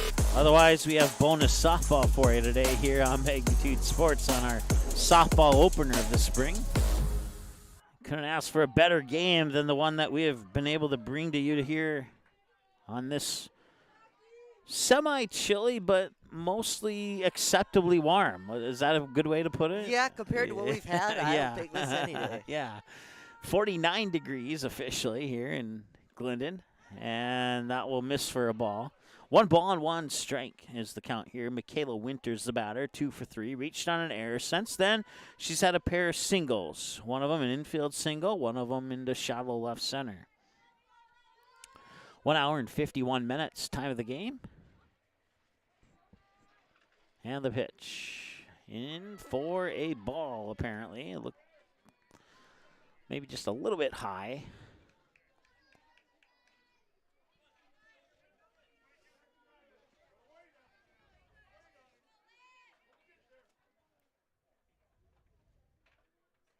And that one's popped up. Could be make a play on it. I couldn't see it. Nope. Nope, she did not make the catch. The roof of the Rebels dugout was blocking my view from that particular angle where the player ran up to.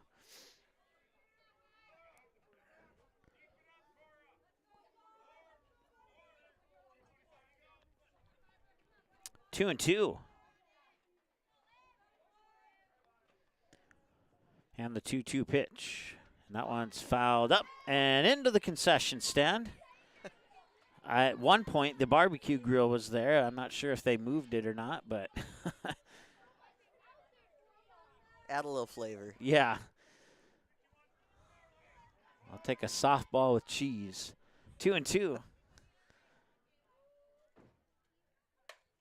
Hit. Nice diving grab by Piper Green, the freshman at third base. And that's out number 1. A line drive, and Piper Green, after being the originator of a couple errors early in this game, makes up for it there. Nice play by the freshman third baseman.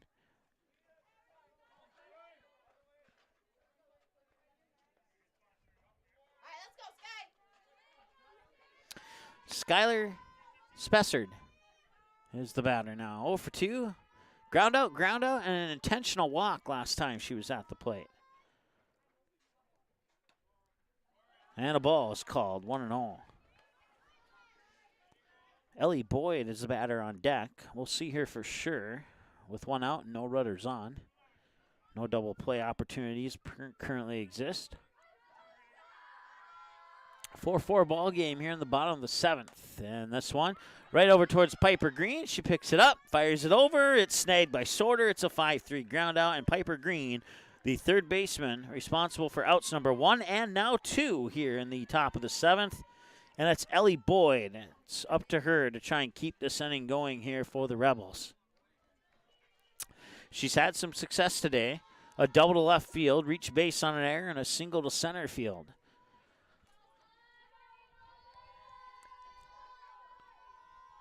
4-4 in the 7th. A grounder right back towards Tugas. She'll underhand flip it into the glove of Sorter, and we're headed to bonus softball, knotted up at 4. To the top of the 8th. We'll go, and the scheduled batters are 8-9-1. Liza Berkeley, Braylee Winnan, and Brooklyn Broadwell are the scheduled batters, pending changes when we return after this. Buffalo River Sales in Glendon has a rock-solid reputation of providing excellent service, support, and satisfaction. Buffalo River Sales prides themselves on giving customers the best service available, the best parts, and the best accessories, plus a staff that understands all aspects of the business. Check out the line of Hustler mowers and Flow trailers. Buffalo River Sales also offers military discounts. Keep your equipment running right by scheduling your service and repair needs today with Buffalo River Sales, 122 State Street Northeast in Glendon. Call 218-498-2800. You have options when it comes to purchasing your crop inputs. At Maple River Grain and Agronomy, it's our goal to provide our member owners with the best possible customer service from people that you know and trust who grew up around here and know what it takes to run a successful farming business year-round. The team at Maple River Grain and Agronomy can anticipate our customers' needs. They now serve the DGF and Barnesville communities, as well as Rothsay and Sabin, plus many other locations across North Dakota and Minnesota. Visit mrga.com today to learn more about Maple River Grain and Agronomy. All right, welcome back. Trying to catch the jersey number. It's scheduled to be Liza Berkeley. We'll see if it's 14. No, they did change it. So it is Piper Green, the third baseman, who made 2 fantastic plays at third base in the bottom of the 7th. No pressure. Yeah. And now she falls behind. Well, no, she doesn't fall behind. She's even in the count at 1-1, and she'll get a piece of that one and foul it away.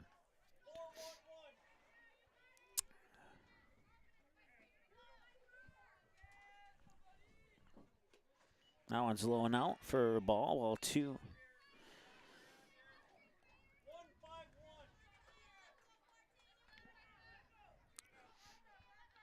Autumn Leach with the 2-1. Swing and a miss, and that evens it up at 2-2. Well, actually, I guess that was, we were a strike behind. It's a strikeout.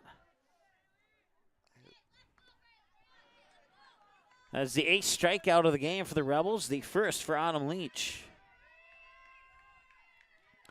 Braylee Winnan popped up. Diving for it was Fromke, but she couldn't quite stretch out and get there. A for effort there. Going to the books as a strike, 0-1. You got to get dirty at some point in the game. Exactly, right? You got black jerseys, and they're not going to get dirty. Unless you're going to get your number, your jersey number dirty, then I suppose that'd be a problem. But 0-2. Can Leach get a strikeout? Yes, she can. Her second back-to-back batters. And, oh, wait, never mind. Hang on a bit.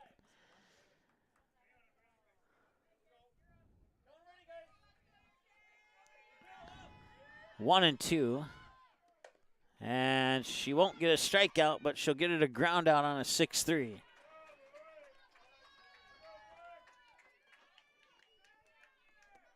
So foul tip. That looked like a strikeout, but once again, our field mics aren't working, so I can't hear those tips. And it's a ground out. Thankfully, it's only happened twice today. One for each team. So there you go. Keep it even. It's all good. Got excited for nothing. One time for each team. Brooklyn Broadwell, the batter now. Try and say that. Brooklyn Broadwell, the batter. Brooklyn Broadwell, the batter. Okay, well, you did it better than I did on that first time, so maybe I'll just have you take over. 1-1 the count here to Broadwell, a senior for the Prowlers. And Leach delivers another strike. Got to use that alliteration to your advantage. Yeah, right? 2 minutes shy of the 2-hour mark of this ball game here. We're in the top of the 8th. Bonus softball for you.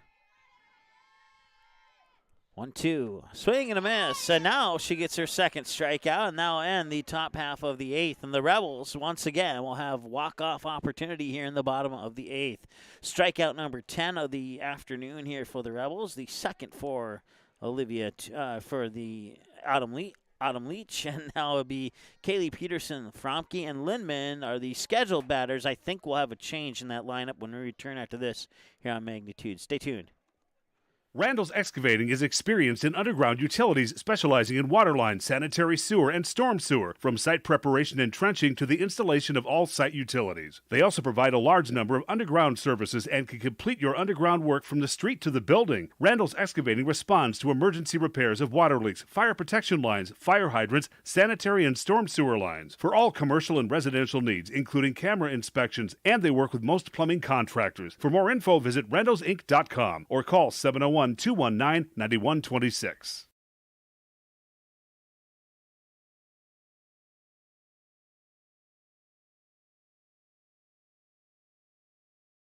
Concrete is used in nearly every business and residence thanks to its durability and low cost. Whether it's your home, farm, or business, your concrete will likely need maintenance or repair given our harsh winters. The team at Cash Concrete has over 20 years experience and is able to provide the best, most cost-effective service in today's market. Call 701-219-0425 or visit cashconcretefm.com to get your free. All right, we'll make it out to our friends at Cash Concrete there. Didn't want you to miss any of the action here. That pitch will miss for a ball. Kaylee Peterson is the batter. 1 for 3. Pop out to the second baseman, and then she doubled to left field and then reached on a fielder's choice. 1 ball, no strike. And the pitch. And that one will miss for a ball. It's 2-0. Some excitement down below. I don't know if you can hear that. Oh, yeah. Without the crowd mic. Yeah, no, I can hear it. And this one, a little dribbler right down first, but it's going to be called foul. She picked it up on the wrong side of the foul line, and if she could have got there a couple steps sooner, picked it up in fair territory, that would have been an out instead of a strike. But instead, it's a fouled away pitch. 2 hours and 1 minute. Rebel dugout cheering on Peterson here, and that's the normal. Been calling softball games for about 6 years, and that's one thing that has not changed about the atmosphere of softball is the cheering from the batter's dugout. And that one will drop into center field. Bounced off the infield sand into center field, and a runner on for the Rebels. It's a single. Go ahead. I know your longest baseball broadcast, 4 hours. 4 hours. 4 hours. And 2 minutes, yep. So how about softball? I don't know, to be honest. Okay. I'd have to look that one up. I think we have it on our website. If you want to pull up our website and look at the records. I suppose I could. Showing bunt. Missed the bunt, and Peterson will stay put at first. I believe that was a strike. It's 0-1. Scroll up a little bit. to. miss it? No, yeah, you missed it. Right There it is. there. Look for the softball tab, and then. I was gonna think you look can for. find I was gonna look for football.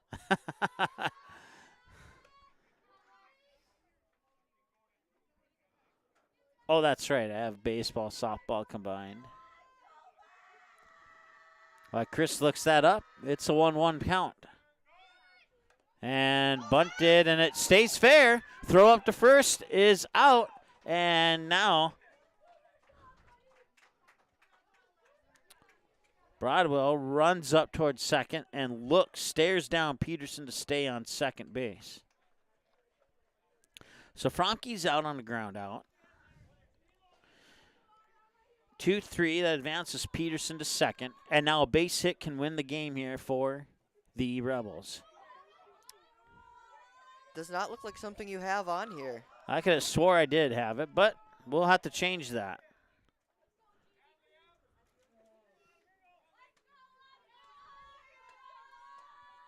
Autumn Leach, the batter. She'll nick it foul for a strike, going one.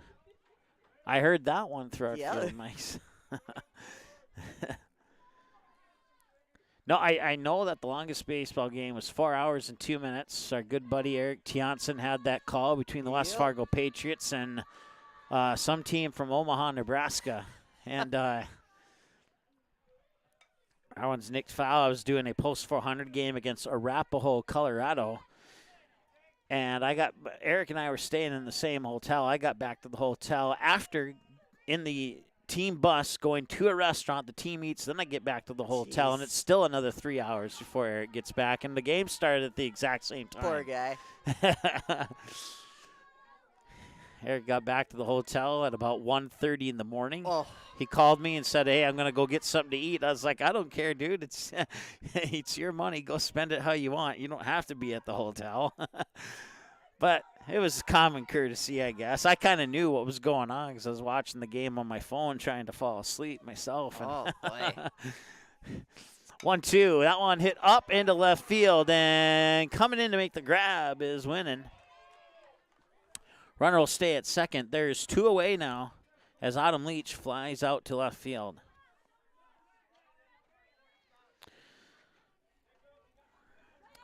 Greta DeVries is the batter. And Tugis has her biggest moment of the softball season, quite possibly right here.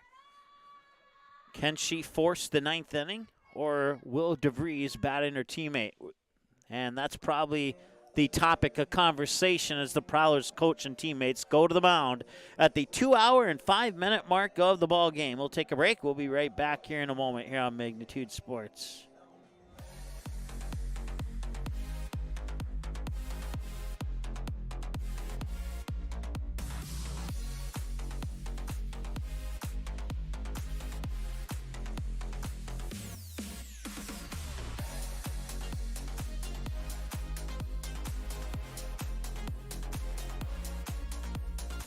Game processing is the definition of delicious. They provide the best in the products that they offer and how they process your game meat. But they offer more than just high-quality, delicious products. They are a full-service meat shop that has become an important part. All right, we'll make it out to our friends at Gourmet Game Processing there, as we didn't want you to miss any of the action. We're knotted up at 4-4.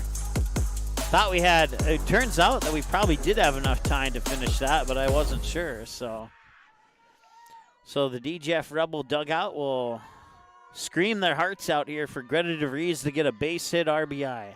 That's all the Rebels need to win it. And they're going to intentionally walk DeVries. And the reason why they're doing that is it sets up a force out at third. So that's the second intentional walk of the game here by the Prowlers. This will be Lola Garrett, a junior, stepping into the number 9 spot in place of Katie Kittleson.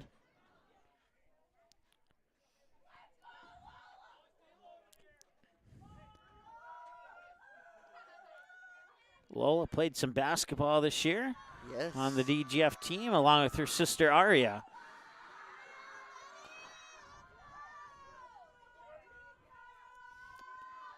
First and second, force out at third with the intentional walk, and the pitch is in for a strike for Tugas, 0-1.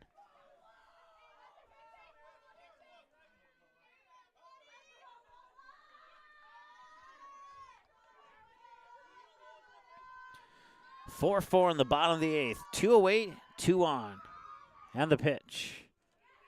That will miss, and the throw to second is not in time.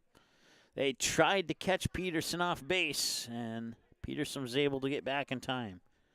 The pitch comes across as a ball, and that makes the count 1-1.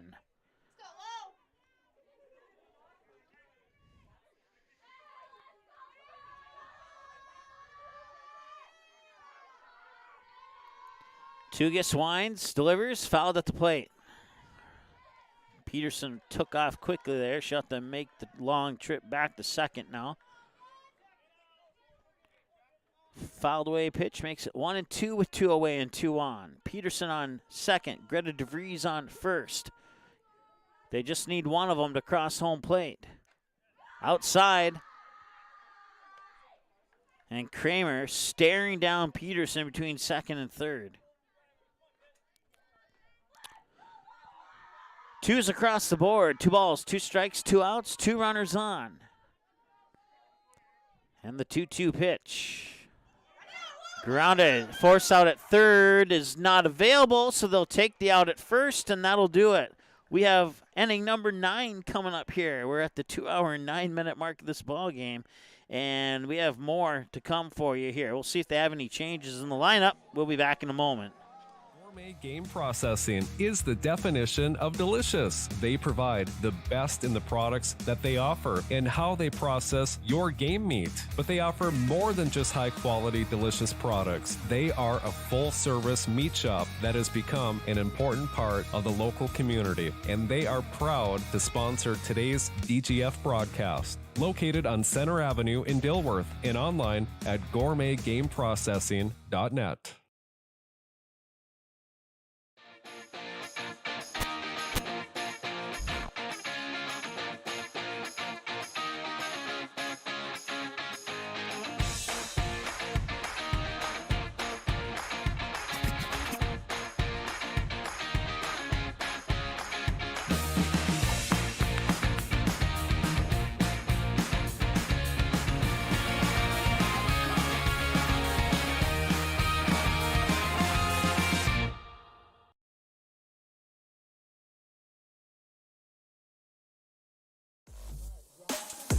All right.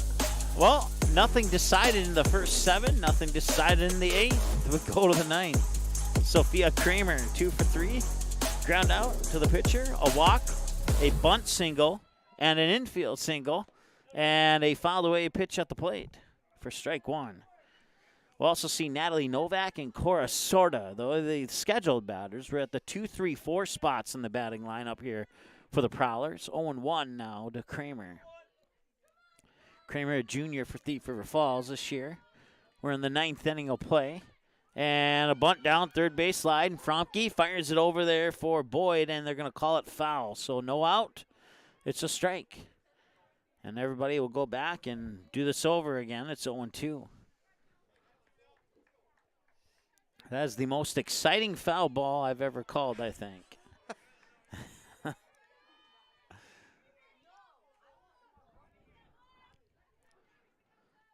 0-2 pitch, and just a little bit low. She tried to sneak the fastball in there for strike 3, but instead it'll be 1-2.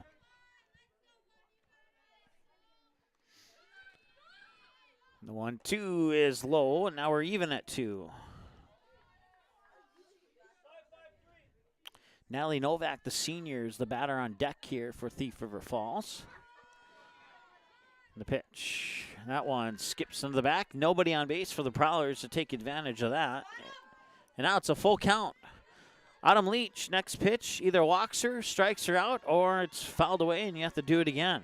We'll see. It's one of those 3 scenarios. Can't be any others unless something magically weird happens.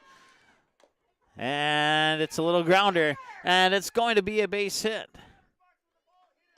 She's out. So if you didn't hear that, when she exited the batter's box, the ball hit her, and whenever a ball hits her runner, that's an out. So that is out number 1. So that officially, if you're scoring at home, goes into the books as hit by a ball. And Natalie Novak, a senior.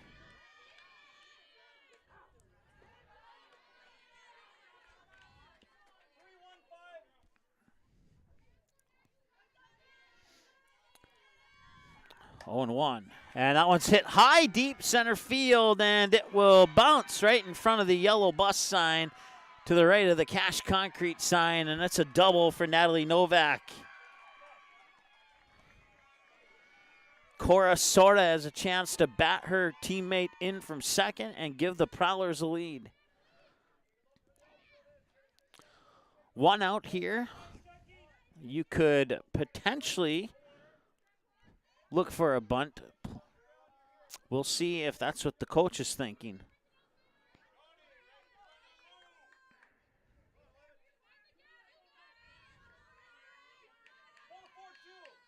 Hasn't squared up yet. Does it look like she will?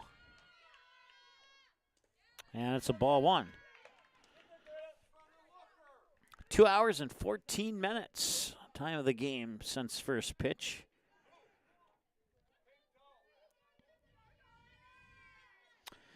.434 time of the first pitch. It's now 6:48.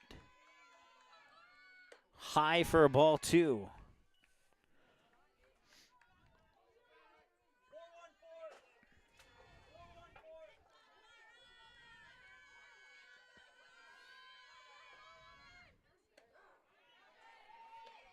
And a strike thrown on the outside edge of the plate there by Autumn Leach.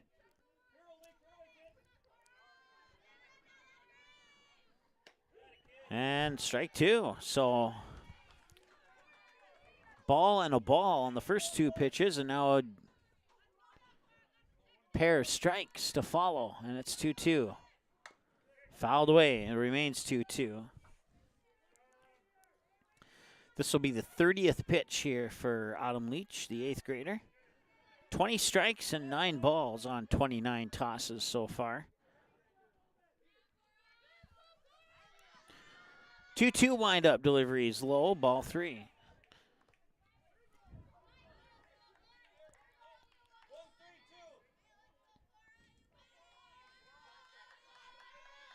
Payoff pitch. Fouled away, and she'll earn herself another payoff pitch. Ball, strike, fouled away, ball, and fouled away in that order on those pitches so far. So where are we at here? 2, 4, 5, 6, 7. This is the 8th pitch of the at-bat here for Sorter. And this one will be hit out towards Bielen. Over to third. She dropped the ball. So now Novak is safe. Sorter reaches on a fielder's choice. Runners on the corners for Brianna Myers, the shortstop.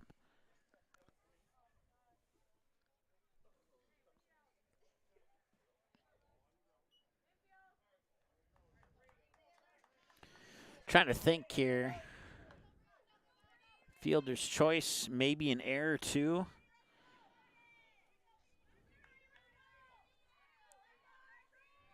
I'm going to go yes on that. Error on the third baseman will allow her to advance. And now it's Brianna Myers, ball 1. She's 1 for 4. Fly out to right, another fly out to right, a ground out to short, and then a single to right center. 1 ball, no strikes. And now it's 1 ball, 1 strike.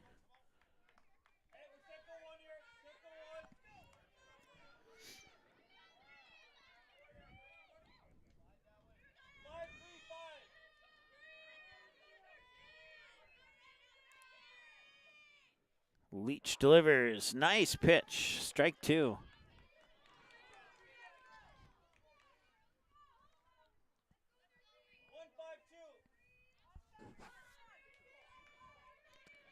Two hours and 17 minutes. That one is lifted up. Center field. On the run, she dropped the ball. Michaela Winter dropped the ball, and scoring at home is Natalie Novak. And the lead now goes to the Thief River Falls Prowlers. They are pumped up inside their dugout, so they got a lead here on the road. Subbing air on the center fielder.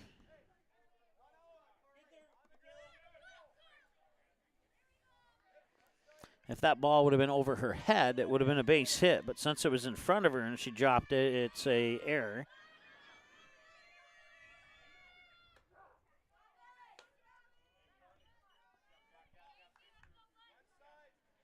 So Myers to second.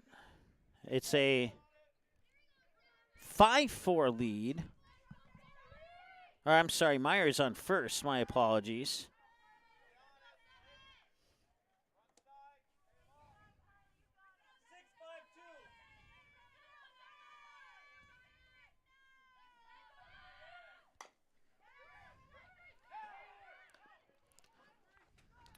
And it was out at third. Yes. So Sorta is out at third.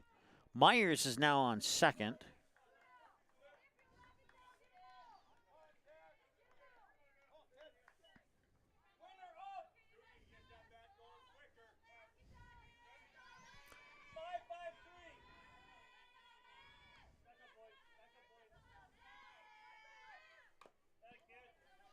All right, so runners on first and second. You got Carly Regala on first, Brianna Myers on second, and Olivia Tugas is the batter. She's 0 for 4. Struck out her first 2 times, reached base on an error, and then flied out to right field on her 4 trips to the plate today. 5-4 swing tipped at the plate foul, and it's 0-2. Piper Green is a scheduled batter on deck, and as I look out towards the dugout, that is indeed Piper. Warming up. That one will miss for a ball, 1-2.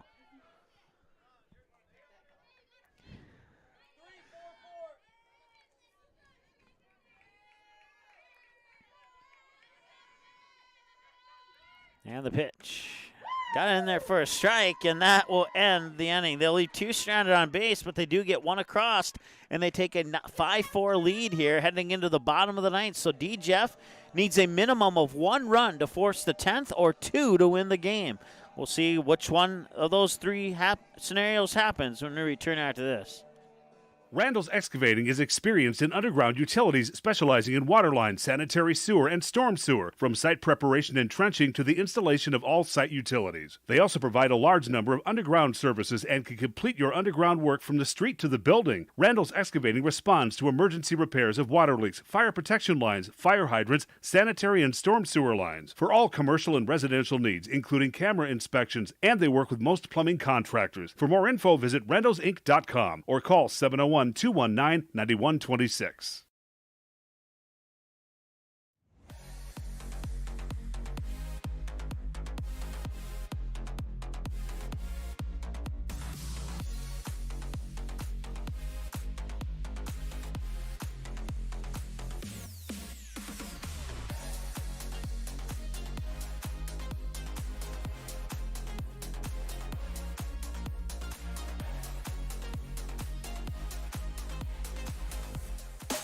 All right, welcome back.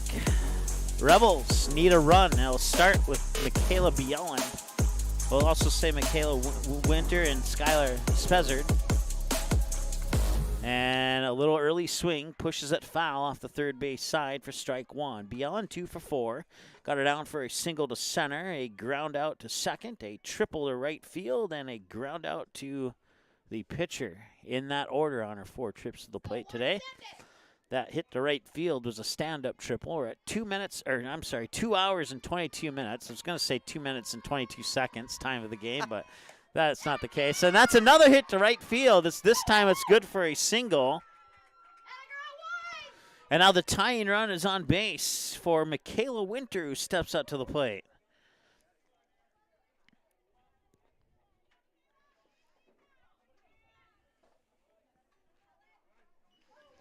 Two for 4, reached on an error, a pair of singles, 1 to the outfield, 1 to the infield, and then a line drive out to a diving Piper Green at third for the second out of the inning last time she was at the plate. Now she's going to show bunt. Runner goes, and now the tying run is in scoring position as the pitch misses for a ball.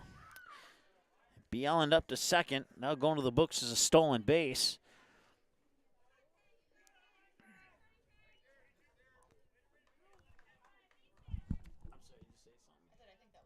Yes. And that one's hit to center field. And they will hold Bjelland at third. So runners on the corners.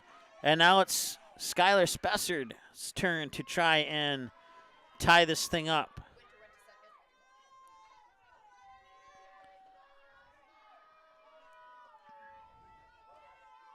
I just felt the tension over here double.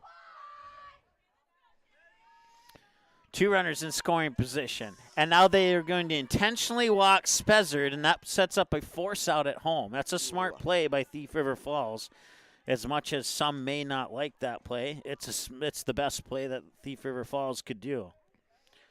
Because if you don't do that, then you got the potential of a delayed trip to home from Bjelland to win the game.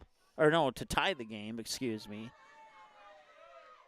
And if you get a little dribbler into the infield, you can just throw it right back to Kramer and get the force out at home. Substitution at first.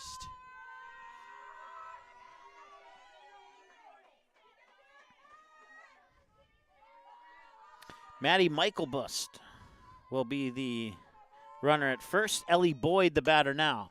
Hits this one, and now right back to Kramer at home, and she's out at home. Wow, I would like to see the replay on that one if I'm going to be 100% honest with you. That was very, very close. So they did get the force out at home, just like we talked about. So Boyd will reach on a fielder's choice.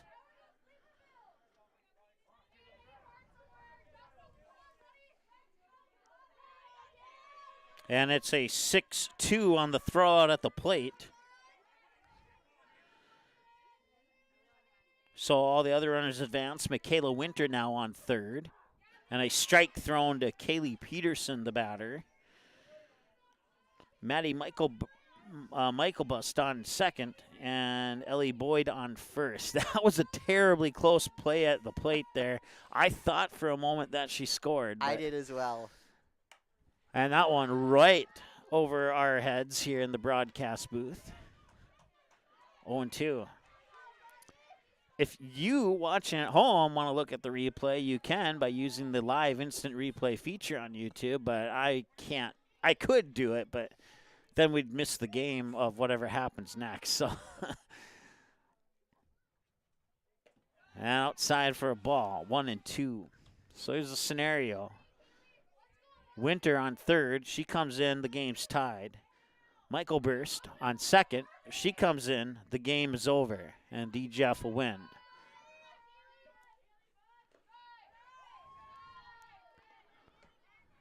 If a double play happens, game is over, and Thief River Falls wins.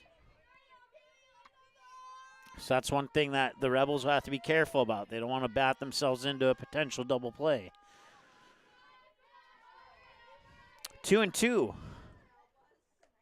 And now it's a full count at 3-2. And this will be pitch number 48 coming up for Tugas. 30 strikes, 17 balls, and 47 tosses.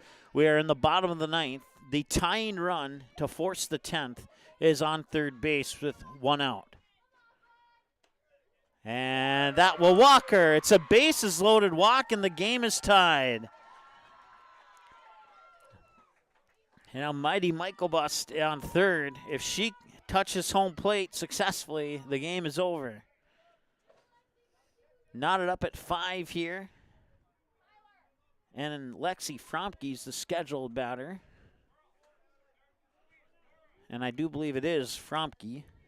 She's 0 for 3 with a ground out. Sacrifice bunt, a fly out, and another ground out.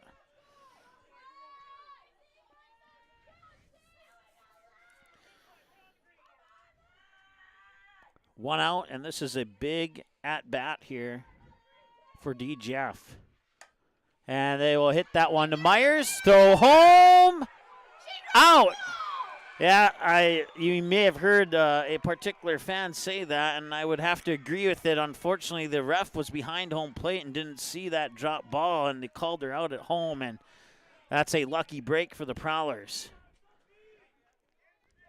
She dropped the ball! And now the coach is coming out. And now the two officials are going to come out. We'll see if the other official saw what we saw from up here in the press box or not.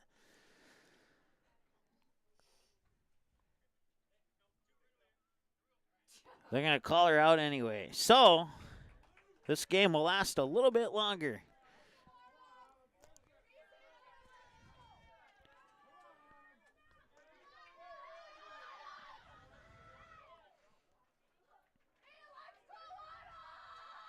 So another fielder's choice, 6-2 on the supposed throwout at home.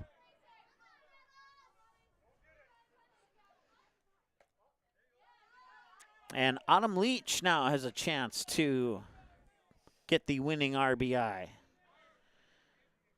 And it would be Ellie Boyd who would have to come in and score from third to win the game here for the Rebels. And this next pitch will be pitch number 51. And pitch 51 comes across for ball 2. 31 strikes on 51 pitches. We're at 2 hours and 29 minutes, time of the game. 5-5, 2 away, winning run on third. And here's the pitch. Swing and a miss. 2-1.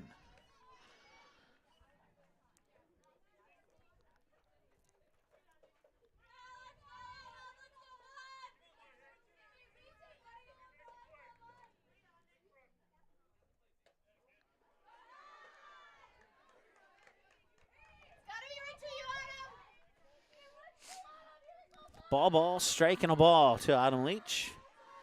And Olivia Tugas has a 3-1 count on Leach with 2 away. Swing and a miss, and it's a full count. And one more pitch like that from Tugas, and we go to the 10th inning of play. On a controversial call at home. Some may say the Rebels should have won this already. Swing and a miss, and we go to the 10th inning as they strand 3 on base. And the Prowlers get a lucky break there in the 9th. 1 each. We're still undecided here. So we'll be back. 2 hours, 30 minutes, and counting. Be back soon. Buffalo River Sales in Glendon has a rock-solid reputation of providing excellent service, support, and satisfaction. Buffalo River Sales prides themselves on giving customers the best service available, the best parts, and the best accessories, plus a staff that understands all aspects of the business. Check out the line of Hustler mowers and Flow trailers. Buffalo River Sales also offers military discounts. Keep your equipment running right by scheduling your service and repair needs today with Buffalo River Sales, 122 State Street Northeast in Glendon. Call 218-498-2800.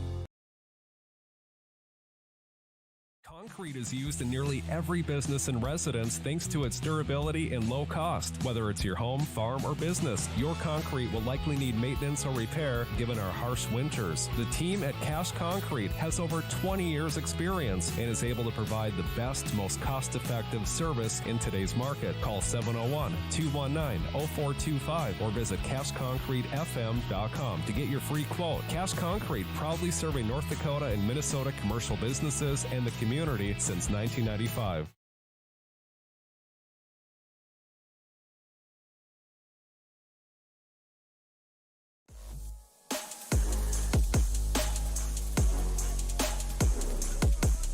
All right. We got a softball game here, folks. Piper Green, the freshman third baseman, struggled at the start, but then since then has been pretty much piping hot, no pun intended. And strike one, a ball one, strike one now. So the first pitch was a ball, the second pitch was a strike is what I'm trying to say. Oh, it is, okay. 2 strikes, and that one is hit. I missed the play. Ball was caught. To third? Sure, okay.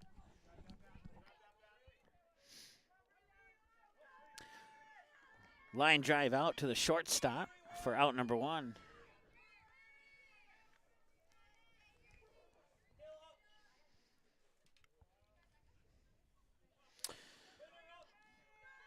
If this was a basketball game, you'd be watching the equivalent of the fourth overtime. And coming in is Michaela Winter for the catch.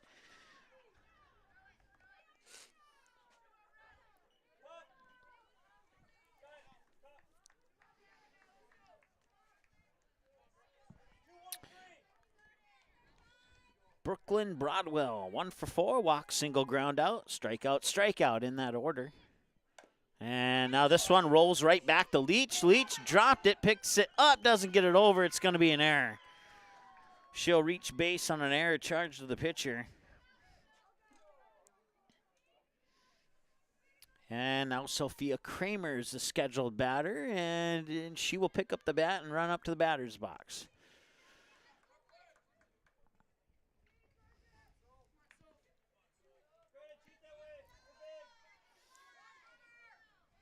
To answer your question earlier, Chris, I think if we hit the 3-hour mark, I think it's safe to say that would be the longest softball game. But we're 27 minutes away from that happening. I think at least I hope. You hope to set a record, or you hope not to? I'm good with staying out of the record. Okay. At least for that. 1 ball, no strike. I certainly don't want that record back. Our friend Eric can hold that baseball record of 4 hours. That was one thing Eric and I joked about, too, was that's a record I never want to hold. Yep. 2-1, the count here to Sophia Kramer, the junior. Hope you're enjoying the broadcast. Prowlers fans probably breathing a sigh of relief there in the bottom of the 9th.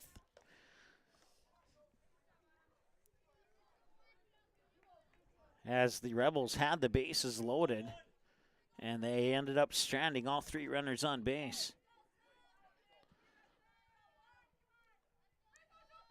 And that one's fouled off. 2-2 is still the count with 2 outs. So the Prowlers, 5 runs and 11 hits on 5 DGF errors. And they've left a total of 11 on base. And DGF, 5 runs on 11 hits, 2 Prowlers errors, and they've left a total of 11 on base.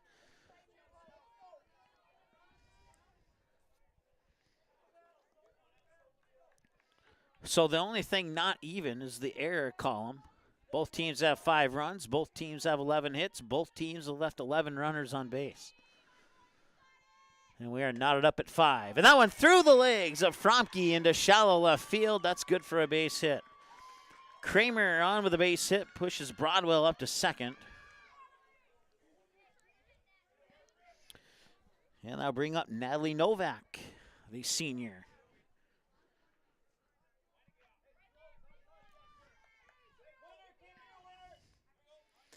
Once again, the Prowlers cannot win it in the top half of the inning. They will have to play defense in the bottom half if they are able to gain a lead here. That one's fouled straight back. And it's a good thing I wasn't driving by at that moment. 0-1.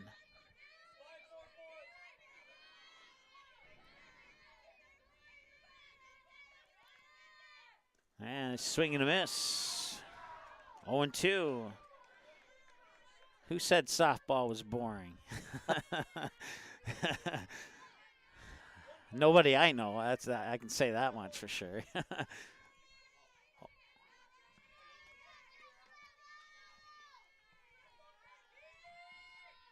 And that one's hit out into right field. One hopper, and rounding third is Broadwell.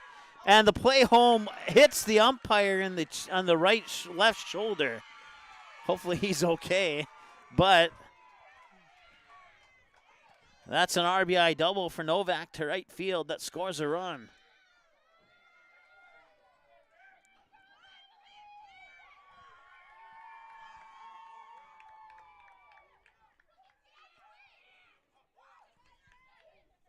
Or did it? Did it score 2 runs? Yeah, it scored 2 runs. That's why there's one less player on base. It scored 2 runs, so it's 7-5 now here in favor of the Prowlers. A low ball to Cora Sorta, the batter. 0 for 3, struck out, walked, reached on a fielder's choice. Strike there, 1-1. So now the Rebels need at least 2, assuming that the Prowlers don't score again. Here's the pitch. And now it's a little grounder, and Leach couldn't grab it, and now the runners are safe, and that's going to be another error.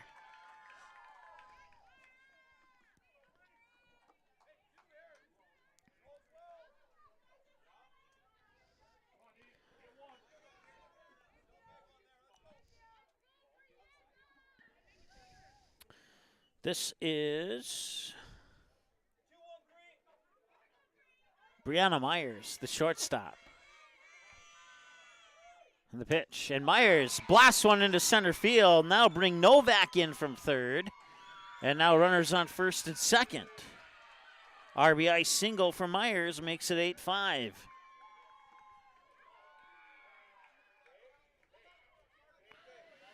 Cora Sorta, the runner on second. Now Myers, the runner on first. And I believe this is Rogala, and it is. Carly Rogala, 2 for 5. Struck out, reached on a fielder's choice, single to left, fielder's choice, single to left. And now a grounder to DeVries, and that's a 4-3 ground out. So they'll strand 2 on base, but they get 3 across here, and it is 8-5, and the DGF Rebels need at least 3 to force the 11th inning. We'll see if they can get it here when we return after this here on Magnitude Sports. Randall's Excavating is experienced in underground utilities, specializing in water lines, sanitary sewer, and storm sewer, from site preparation and trenching to the installation of all site utilities. They also provide a large number of underground services and can complete your underground work from the street to the building. Randall's Excavating responds to emergency repairs of water leaks, fire protection lines, fire hydrants, sanitary and storm sewer lines, for all commercial and residential needs, including camera inspections, and they work with most plumbing contractors. For more info, visit randallsinc.com or call 701-219-9126.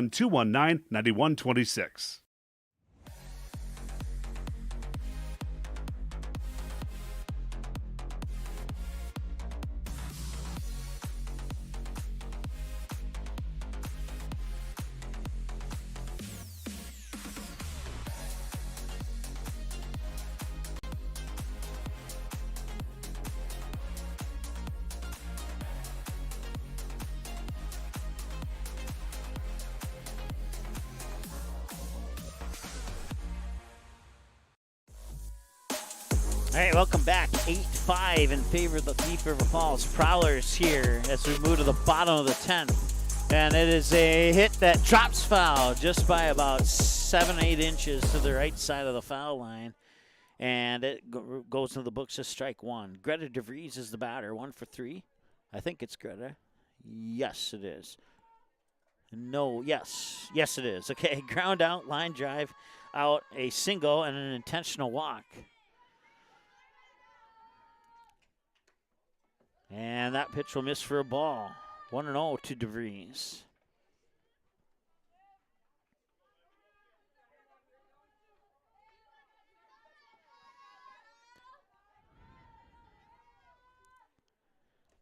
And it's ball 2. 2-1, the count here to DeVries.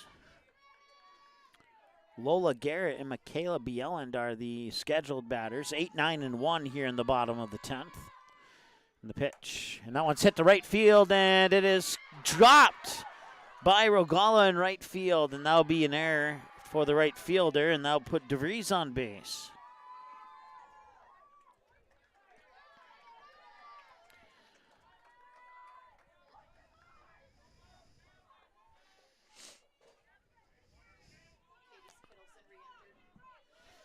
And instead of Garrett, we got a re-entry from Katie Kittleson now.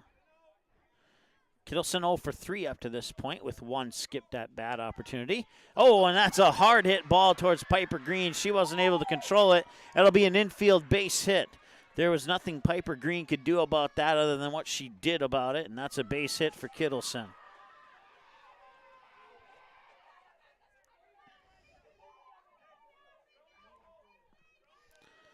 So now the tying run steps up to the plate. Michaela Beyond is 3 for 5. Single, ground out, stand up, triple to right, and another ground out. So now she's due for a double if that pattern continues. And line drive out and back to second, but diving there's DeVries. And a nice play by Brianna Myers to try and get that double play. But, man, that was not an easy catch to make, and Myers made the catch. And for DGF fans, I'm sorry I didn't say that she was due for a line drive out. 3 for 5 for Michaela Winter. Reached on an error. Single, line drive, and a single.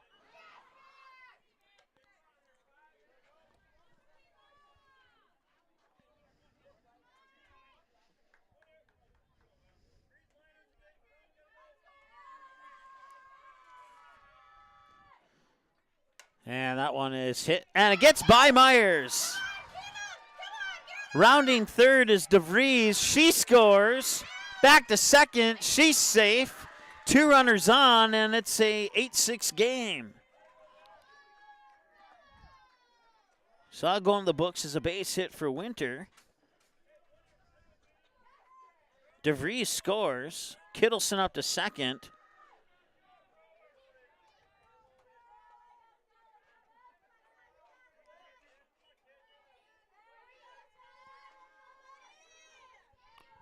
And that brings up Skylar Spessard. And a strike is called there. Spessard looking for something here. She's 0 for 3. Ground out to third, a ground out to third, an intentional walk, a ground out to third, and an intentional walk. 0-1. And 1-1. Although I thought that might have been a strike. 0-2. That's why I'm up in the broadcast booth and not behind the plate. 1-1. There's many more reasons for that, Mike. And that one's hit to right field, and that one is caught. And the throw back to first is, I believe she's safe.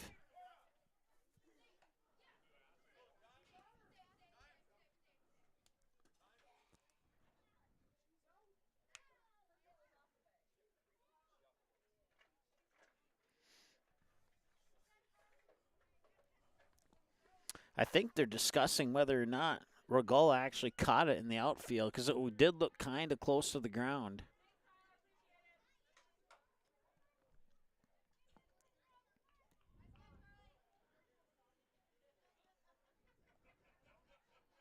Everybody's safe.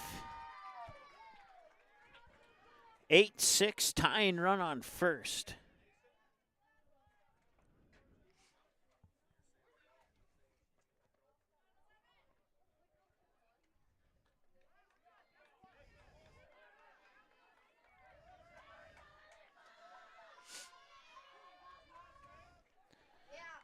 Ellie Boyd is the batter. Michaela Winter on first, Katie Kittleson on second. 8-6 here with 2 out in the bottom of the 10th. And the pitch.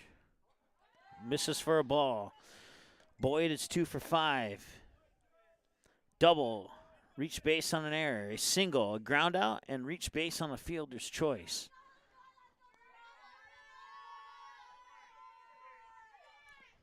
1-0, 2-0.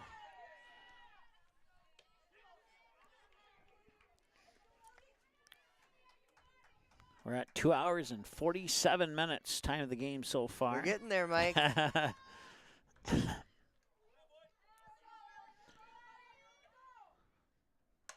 that one's hit to right field, and it will drop foul. So everybody will go back to where they started from.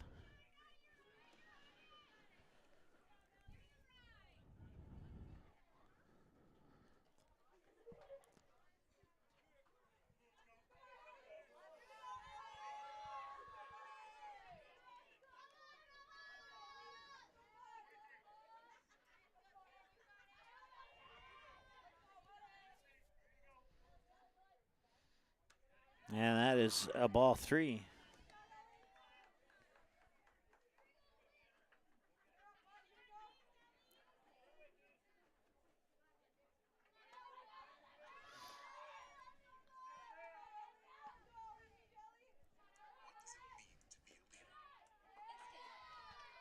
And now Walker. So now the bases are loaded.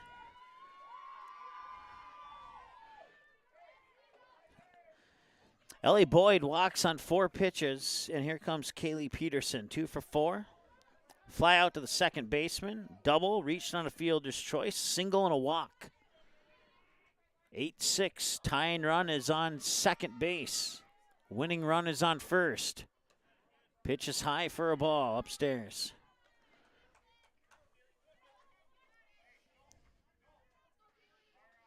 "70 pitches for Tugas now. I have her down for 29 balls and 41 strikes. 1-0 to Peterson. And that one's hit hard, batted down by Green. She steps on the bag at third. Out, that ends the game. The Prowlers get a lucky break in the bottom of the ninth, or in the top of the ninth, I meant to say, and now they get a well-deserved win on that ground out there on the force out on third on Michaela Winter. So they'll officially strand 3 on base,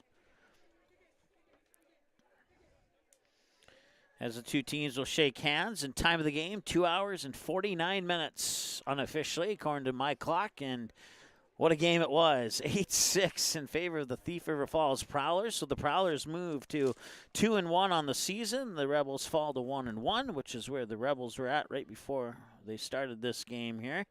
And, well, man, your thoughts on this one, Chris? I don't even know where to start. Yeah, that's not what I was expecting for an opener. Yeah, well, let's take a break, and we'll come back with more thoughts, and then we'll be back in a moment here on Magnitude Sports. Buffalo River Sales in Glendon has a rock-solid reputation of providing excellent service, support, and satisfaction. Buffalo River Sales prides themselves on giving customers the best service available, the best parts, and the best accessories, plus a staff that understands all aspects of the business. Check out the line of Hustler mowers and Flow trailers. Buffalo River Sales also offers military discounts. Keep your equipment running right by scheduling your service and repair needs today with Buffalo River Sales, 122 State Street Northeast in Glendon. Call 218-498-2800.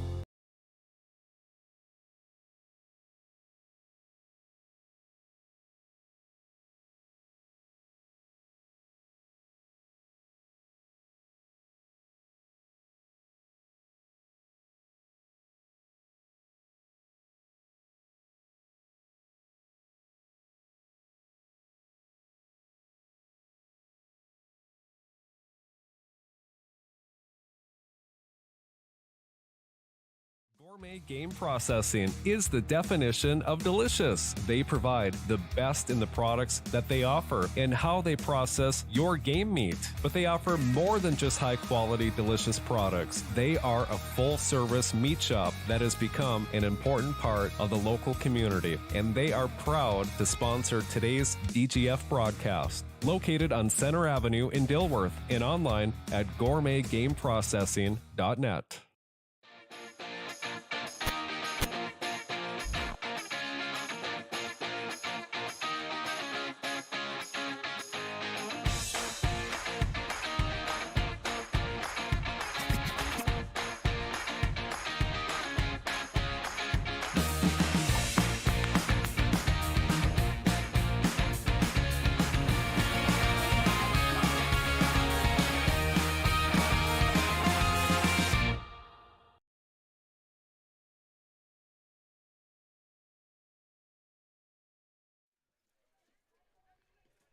All right, welcome back. Your final score, the Prowlers win it in extras, 10 innings, 8-6.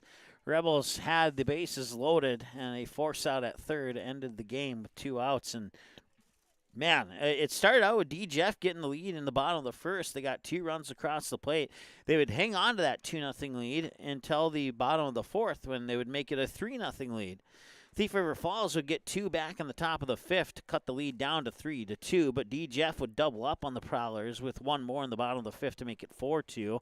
Thief River Falls would tie it up in the top of the sixth to make it 4-4. D-Jeff would not score in the bottom of the sixth. Neither team would score in the 7th or 8th innings. Both teams would get 1 run in their respective half of the innings in the 9th to make it, let's see here, 5-5, I think, at that point. Yeah. Let's see. Yep. Yeah, 5-5 after 9 innings of play. And then Thief River Falls attack on 3 in the 10th there to make it 8-5. Rebels will get one back, but leave a couple runners in scoring position and fall a little bit short in the hopeful comeback for DGF. And if you're a DGF fan, you're probably thinking this game should have been over in the 9th inning, but it wasn't. So unofficial scoring line, you see it there on your screen. Prowlers 8 runs on 14 hits, 6 Rebels errors and left 13 runners on base. The Rebels 6 runs on 13 hits on 3 Prowlers errors and also left 13 runners on base. As we take a look at the individual stats here, Michaela Bielen, 6 at-bats, 2 runs, 3 hits, 2 singles, and a triple. Michaela Winter was 2 for 6, excuse me. No, I take that back. Let's just read through the stat line here. 6 at-bats, 2 runs, 4 hits, 4 singles. Ellie Boyd had 5 at-bats, 1 run, 2 hits, 1 single, 1 double. Kaylee Peterson had 5 at-bats, 2 hits, 1 single, 1 double. And Greta DeVries had 4 at-bats with 1 run, 1 hit, and 1 single. Katie Kittleson had 4 at-bats with 1 hit for a single. And that would do it for the hitting for the Rebels. For the Prowlers, Brooklyn Broadwell had 5 at-bats, 1 run, 1 hit for a single. Sophia Kramer had 5 at-bats, 1 run, 3 hits, 1 bunt single, 2 regular singles, and 1 RBI. Natalie Novak with 6 at-bats, scored 2 runs on 3 hits for 3 doubles and also had 3 RBIs. And Cora Sorda with 4 at-bats, went 0 for 4. Brianna Myers, 6 at-bats, had 3 hits for 3 singles. Carly Rogala had 6 at-bats, scored 1 run, 2 hits for 2 singles. And Olivia Tugis had 5 at-bats, scored 1 run. Eliza Berkeley had 3 at-bats for 1 run on 1 hit on 1 single and 2 RBIs. Braylee Winden had 5 at-bats, 1 run scored, 1 hit, 1 single. And that wraps up the batting numbers here for the Thief River Falls Prowlers. Pitching, it was for the Prowlers. It was Carly Rogala starting the game. She pitched 4 1/3 innings, faced 22 batters, 15 balls, 38 strikes, 53 pitches total, allowed 4 runs on 7 hits, had an ERA of 4.15, and struck out 1. And that 1 struck out swinging. She also walked 1 batter and had 1 batter intentionally walked. For Olivia Tugis, she pitched 5 2/3 innings, faced 28 batters, 71 pitches, split up into 29 balls and 42 strikes. Allowed 2 runs, struck out 1. That one went down swinging. Allowed 6 hits, walked 4 batters. 2 of those batters were intentionally walked, and that's it. And then the 2 pitchers combined would pitch a total of 10 innings. 50 batters came up to the plate. 124 pitches, 80 strikes, 44 balls, 6 runs allowed for an ERA of 2.7. That's 4.15 for Rogala and 1.59 for Tugis. And that will wrap up your pitching numbers here for the Prowlers. And for the Rebels, Natalie Lindman started, pitched 6 1/3 innings, faced 32 batters, 121 pitches, split up into 42 balls and 79 strikes, allowed 4 runs and struck out 7, 2 looking, 5 swinging, allowed 8 hits, walked 4 batters. And for Autumn Leach, she would pitch 3 2/3 innings, faced 19 batters, 60 pitches, 15 balls, and 45 strikes, allowed 4 runs, had an ERA of 2.45, struck out 3. All 3 of them went down swinging, allowed 6 hits. For the 2 pitchers combined, they would pitch 10 innings, face 51 batters, throw 181 pitches, 57 balls, and 124 strikes. And they would allow 8 runs, strike out 10 batters, 2 swinging, 8 looking, 14 hits allowed, 4 batters walked. And that wraps up your pitching numbers here for the DGF Rebels. 8-6, your final 10. You've had some time to think about it. I'm going to throw you on the spot. Oh, boy. First of all, what your overall thoughts on the game? My overall thoughts, I was not expecting such a good game for a home opener. You know, you're thinking early season, still some rust, still some stuff to clean up. But I didn't see that a lot throughout of this. I mean, there were definitely some things, next game, let's look at that a little bit, but nothing compared to what I'd expect for an opener. This felt like a section playoff game. It really did. Yeah, it sure did. And here it is, the third game of the season for the Prowlers, second game of the season for the Rebels, and it had that section playoff atmosphere. So, man, fantastic game. No Rebels fans think it's maybe a little less fantastic than the Prowler fans do, but still a lot of season ahead. Exactly. Yep. I mean, you could look back at this game if it comes down to wins, loss, and tiebreakers down at the end of the season. You could look back and maybe, man, if only that would have happened. But yeah, I like you said, Chris, a lot of season to go here, and I think what these two teams put on the field today here, they got a bright season in front of them for both of these teams. Would you agree? No doubt. Yeah. You talked earlier about how they were at state 5 years in a row, 20. 4 in a row. 4 in a row. 15, 16, 17, and 18. Yes, yep. as it's right in a big wall right behind us. You had a really good. I cheated earlier. I wish I would have noticed that earlier. I'd have given you a harder time. But really nice run there, and last year bringing it back, and I see it continuing, starting another run here. Definitely a great program that's coming along for DGF. Well, like I said, we'll have something for you tomorrow. It'll either be softball or baseball. Thursday. You're right. And I was told that earlier. And we will have nothing for you tomorrow. We'll have absolutely nothing for you tomorrow. Rewatch this game. Yeah, we'll have this game for you tomorrow on replay. So come back Thursday. We'll either have softball or baseball. The hope is to get softball on, but we'll see how they're going with the construction of that new press box and if they have power in there by Thursday or not. And if not,